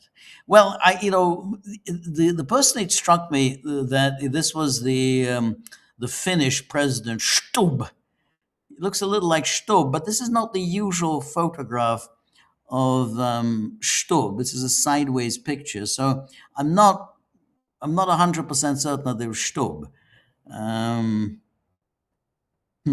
don't, I don't know. Somebody else can try and figure out who that person is. Anyway, thank you very much, Marty. Always enjoy your pictures. And then Cynthia, in response to Robert's comment about Robert Barnes, Cynthia says, "I think Trump's overriding objective in seeking the presidency is simple: enriching himself and his family." Yeah. Having said that, obviously he's doing that now. He wasn't doing that during his first term. He didn't really enrich himself during his first term. I think he actually came out with worth less at the end than he had at the beginning. The second term, I think, is very different. I think the second term he really has enriched himself. And we'll see. I mean, this will, without question, come up when the impeachment hearings and impeachment trial, whether he had broken some laws and whether they constitute high crimes and misdemeanors, that the billions that he has earned. No other president has done this. But we'll see whether that's an impeachable offense. Anyway, everything else is secondary. I don't believe he cares if his foreign or domestic policies fail, or if the political fallout hands Congress to Democrats. I doubt he's even concerned with the legacy he'll leave behind. To me, governing and the country's long-term interests take a backseat to personal gain. Wealth has always been the prize, and the presidency is simply the means to that end. I think that's fair. I think that you know. It, I think that's a good idea. I don't. If you were to say, well, is there something that Trump really cares about? Is there some aspect of America that that he really wants to enhance and advance and so on? I can't think of any. But then I have to say, is that so different from his predecessors? What was Bill Clinton interested in? Did Bill Clinton want to do something for America rather than, he wanted to make a lot of money. The Clintons did make a lot of money. And in Clinton's case, he wanted to get a lot of action, which he also got a lot of action during his presidency.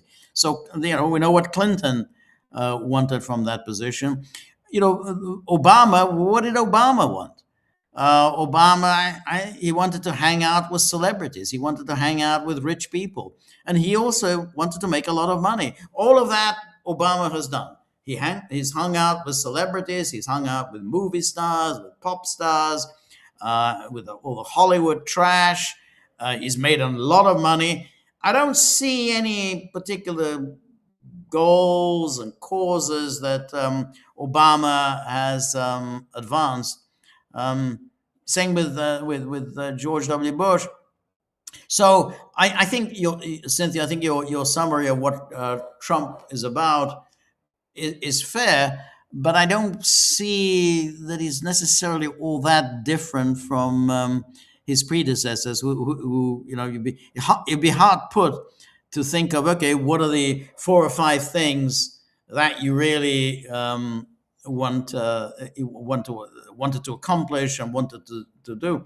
And then he goes back, to the 1980 presidential campaign, and when Senator Edward Kennedy famously threw his hat in the ring and was interviewed by Roger Mudd, and Roger Mudd asked him the obvious question, which is what you'd ask, to an aspiring presidential candidate. And his obvious question was, why do you want to be president?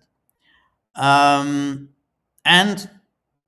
lo and behold, Kennedy was unable to answer the question. He rambled and rambled in a very embarrassing way. It's become the stuff of legend, that horrific answer that he gave. He just couldn't explain to Roger Mudd what it was he intended to accomplish. What does he think America needs, and that he can satisfy that needs? He couldn't do it.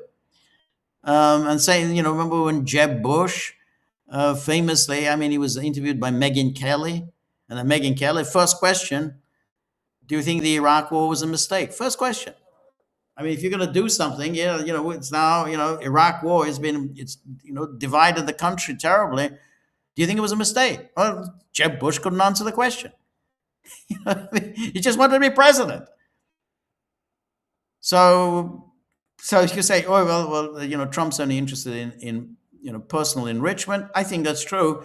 Is that all that different from other presidential aspirants? Anyway, thank you, Cynthia. And then we have Aristotle 1. So he says, welcome. Thank you so much, Aristotle 1. It says, have you listened to Tucker recently? He's quite explicitly saying that Jews are a problem. As a U.S. elite that is both overbearing and vicious, we could say that he means Zionists as Jewish supremacists, but it is a fine point.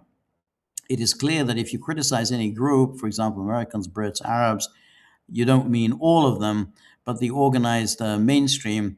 To quote Blackadder, will find one day that Tucker has accidentally brutally stabbed himself in the stomach while shaving. I haven't heard him say that. I think, from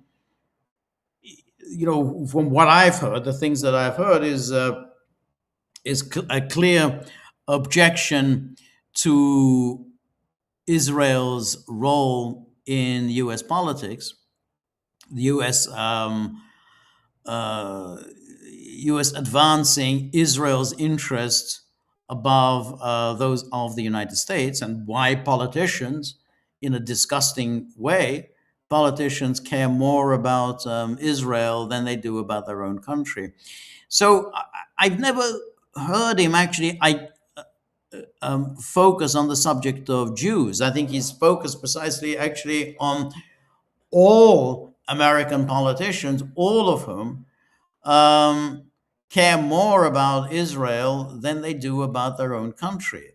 And he comes back again and again and again to that issue. So Ted Cruz, who is one of his absolute bête noirs, he's not Jewish.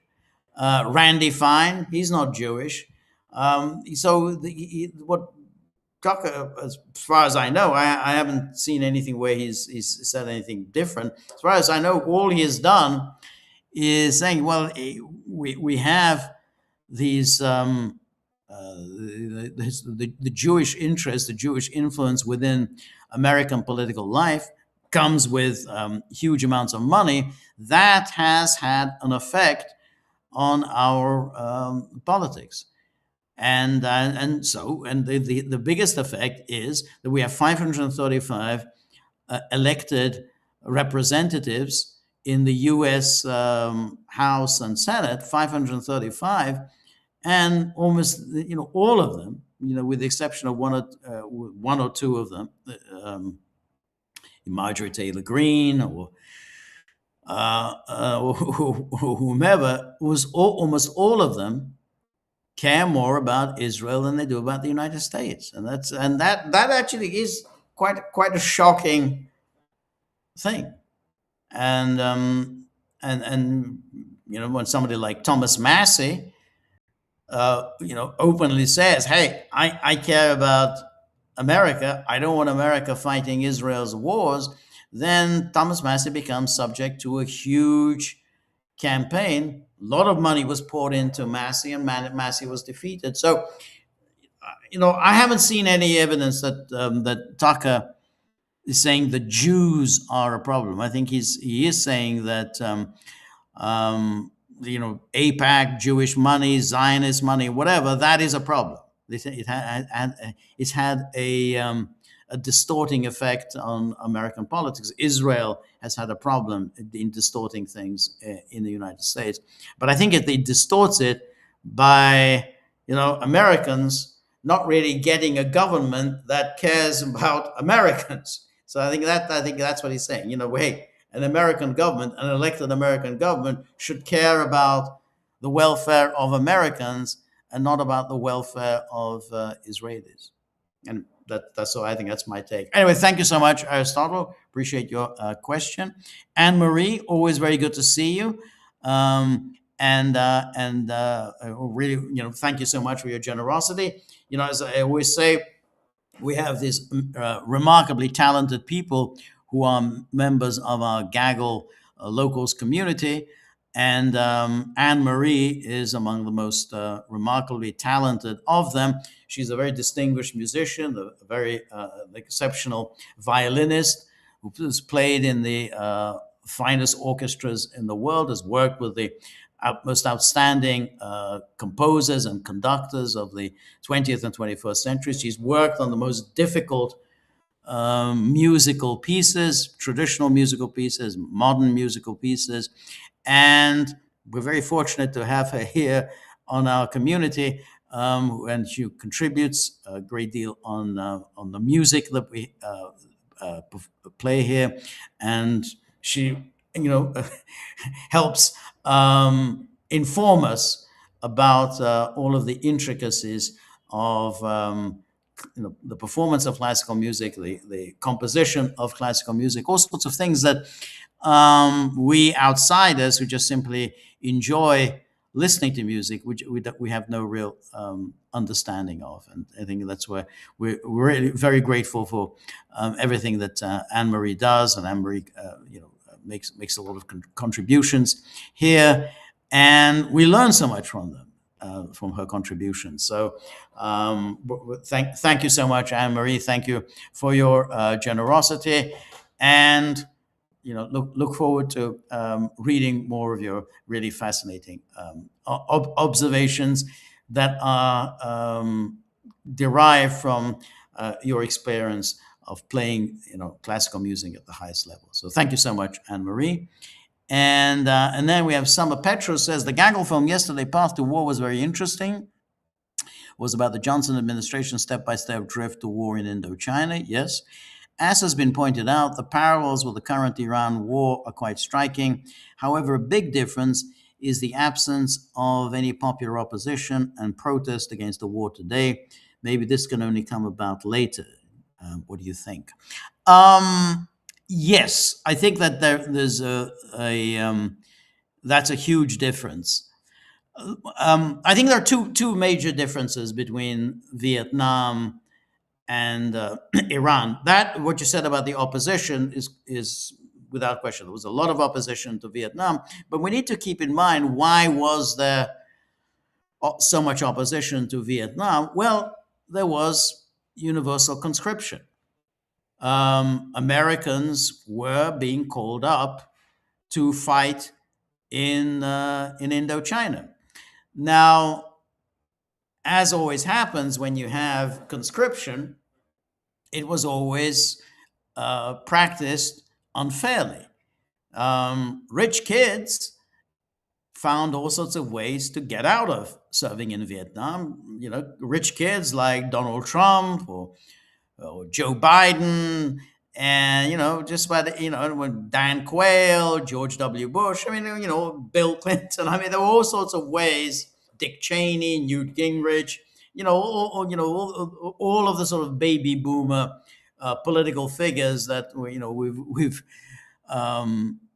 grown up with or experienced over the past few decades. They all managed to get out of serving in Vietnam, but nonetheless, others did go and serve. So when you have people fearing that they're going to be sent to serve in Vietnam, then you're going to get popular protests. Now, that hasn't happened in Russia today, even though, but keep in mind, Russia, high casualties, much higher casualties than anything America experienced in Vietnam.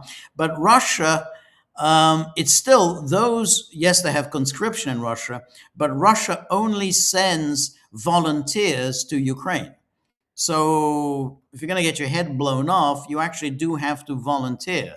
You can't, you're not going to be forced into military service in Ukraine. That's different in Ukraine.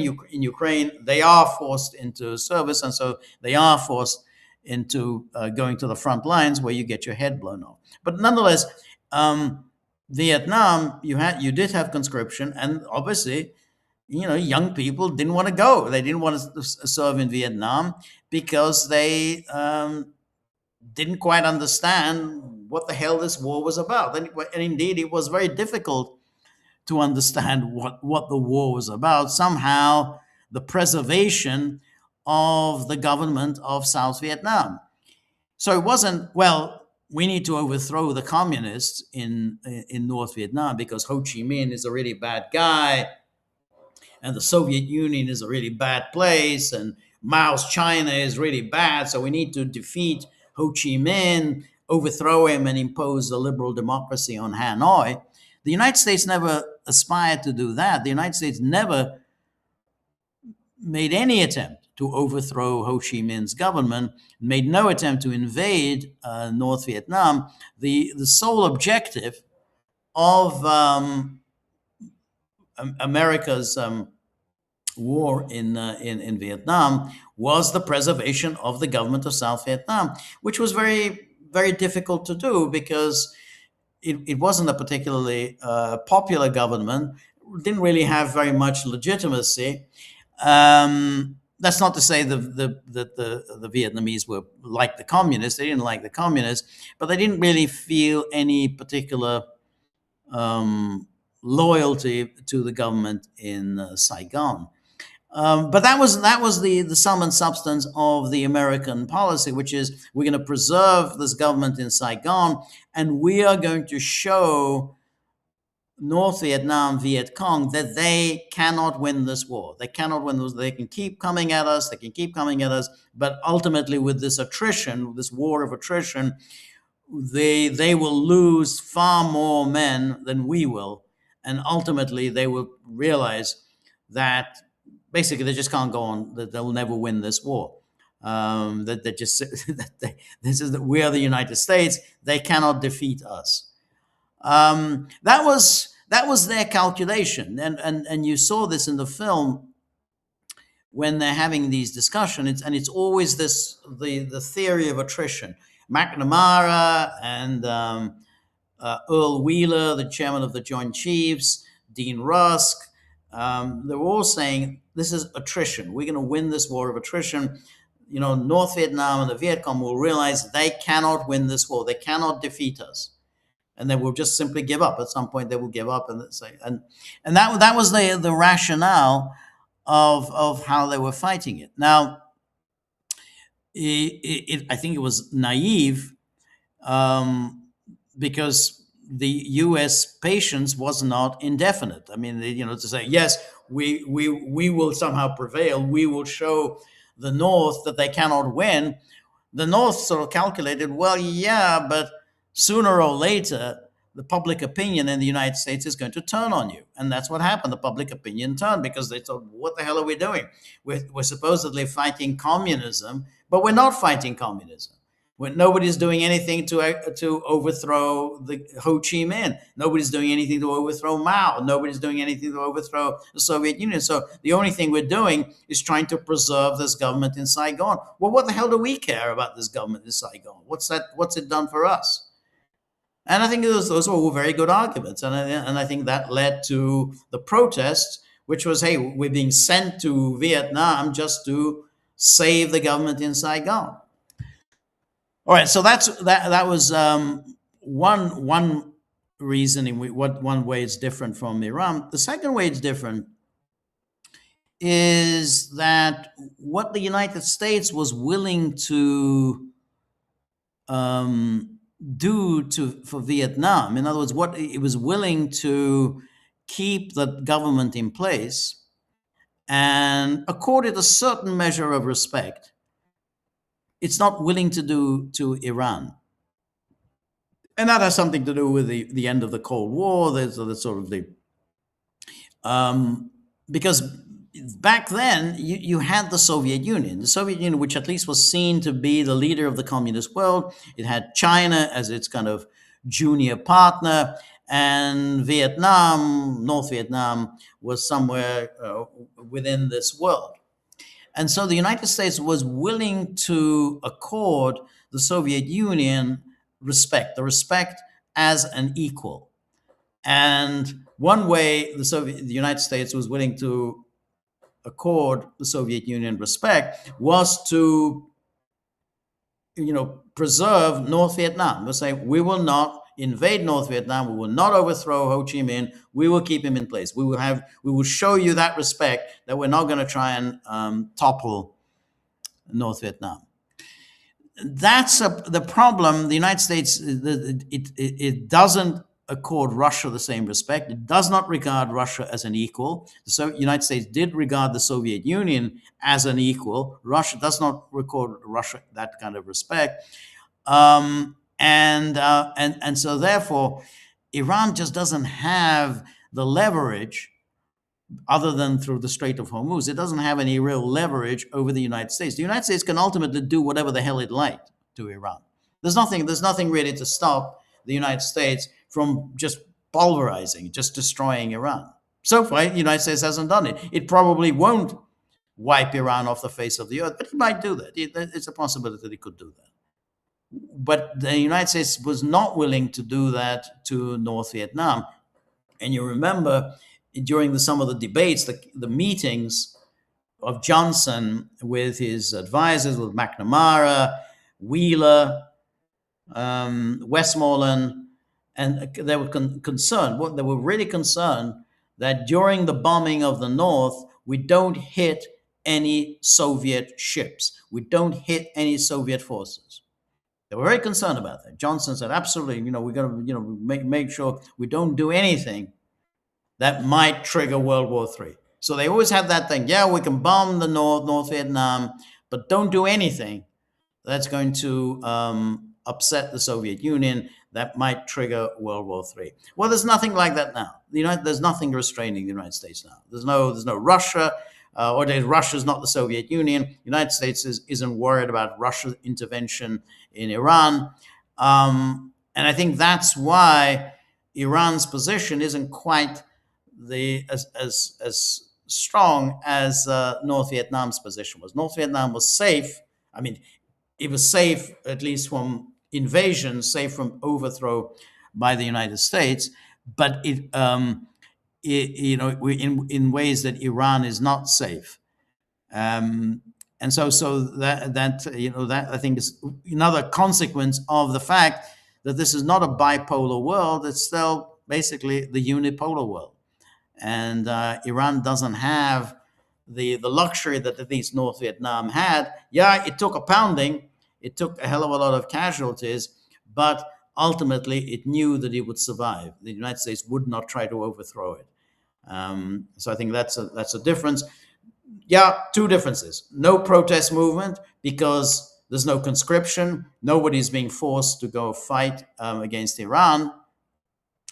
And that's been true about all of the wars, whether against Yugoslavia in the 90s, whether it was against Iraq. There's a limited protest, but nothing like the protests in Vietnam because nobody is really afraid of getting sent to the jungles of Southeast Asia. No one's afraid of getting sent to go and invade Karg Island and so on. So anyway, I think it was a very interesting film. I think everyone should watch that. The film, very well done. It's quite a long film, but it's essentially it's a dramatized documentary. Anyway, thank you so much, Summer Petros. Appreciate your generosity. And then Summer Petros says Rod Little, columnist at The Spectator and elsewhere, who died earlier this week, was a member of the continuing Social Democratic Party. Yeah, that's a thank you for reminding us that the Social Democratic Party it continued to exist. I just saw Robert saying, "Great eye, George. Google Lens confirms that Marty's post is of Stub." Oh, that's good. I'm glad I got that right.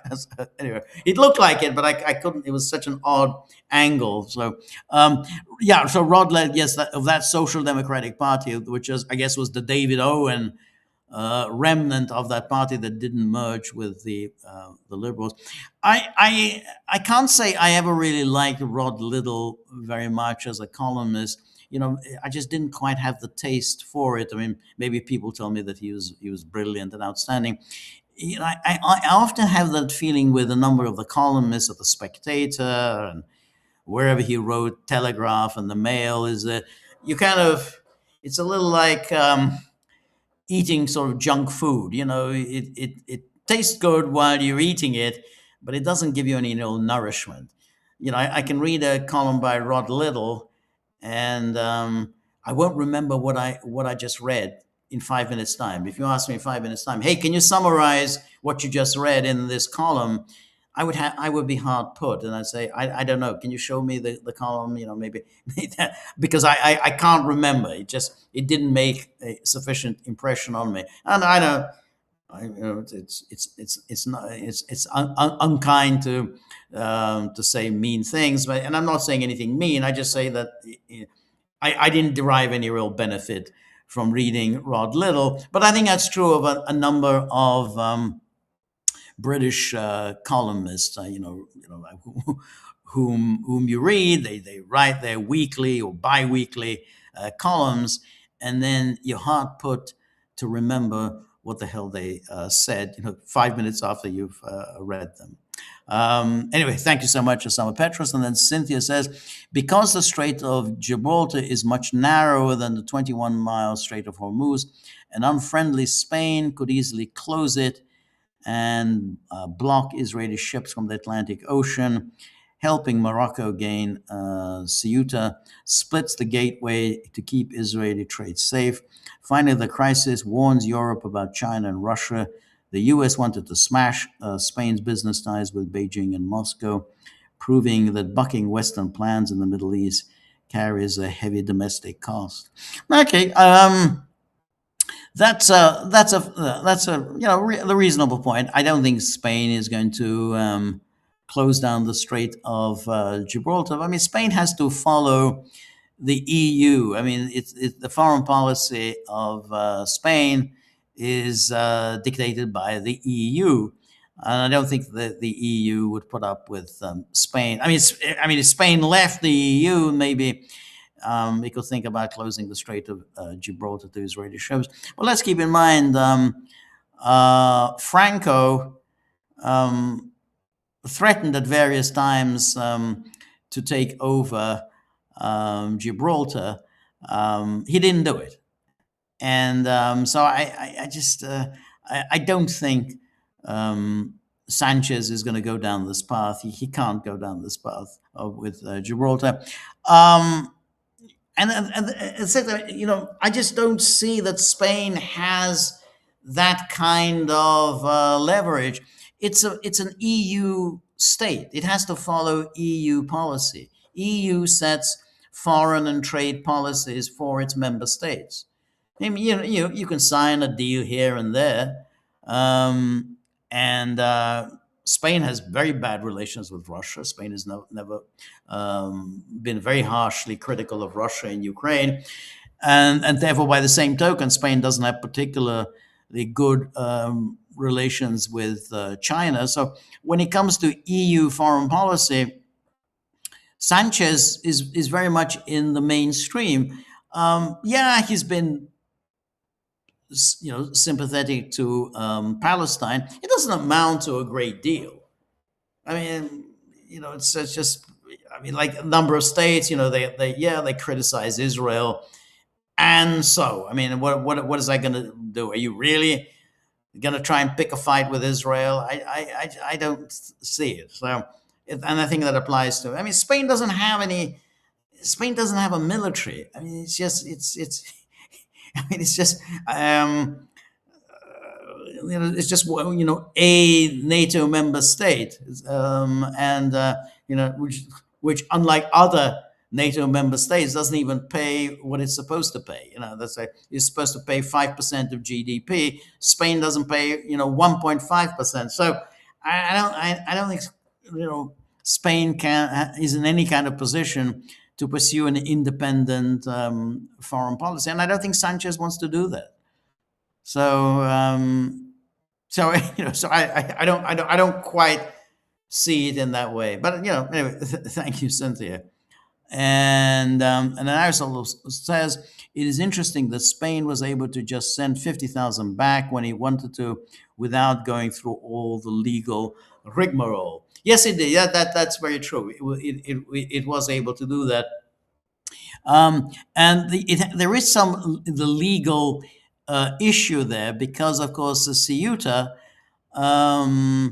is not actually Spanish territory, so the Spanish law doesn't actually apply to Ceuta. So, had that been sovereign Spanish territory, then we wouldn't have been able to send them back. But in this case, they could do it, and I think a lot of people have been wondering about that. Hey, if Spain can do that in Ceuta, how come no one else is able to do it? But Spain there was in fact an article in the Telegraph, I think yesterday. Hey, if Spain can do this, why can't the UK? But I think it was just simply that this was not Spanish sovereign territory, and so the normal Spanish law did not apply to Ceuta. Had they reached mainland Spain, I think would have been different. And then Aristotle 1 says, rather like Mamdani, subsidized shops requiring ID to show residency, rules can be enforced if there is a political will. I absolutely agree with you. Absolutely agree. Yes, exactly. It's quite amazing when when you want to, and suddenly, hey, IDs do have uses. Apparently, yeah, you can you show your ID now, but you can't. No, it's wholly wrong to ask people to show an ID before they vote. So yeah, yeah, absolutely right. Anyway, my time is up. Thank you so much, everybody who joined me. Thank you so much for your questions and comments, and as I always say, if you want to uh, uh, ask me questions, if you want me to address, comments, criticisms, whatever, please join our locals community, the gaggle.locals.com, and you can pose whatever questions you want, and you will enjoy the benefits of being among the Gagglers, who are, I think, as you can see from the questions, very, very smart, very talented, very interesting people. So the gaggle.locals.com. We'll be back Thursday, same time, 3 p.m. I look forward to seeing you then. All the best. Good night.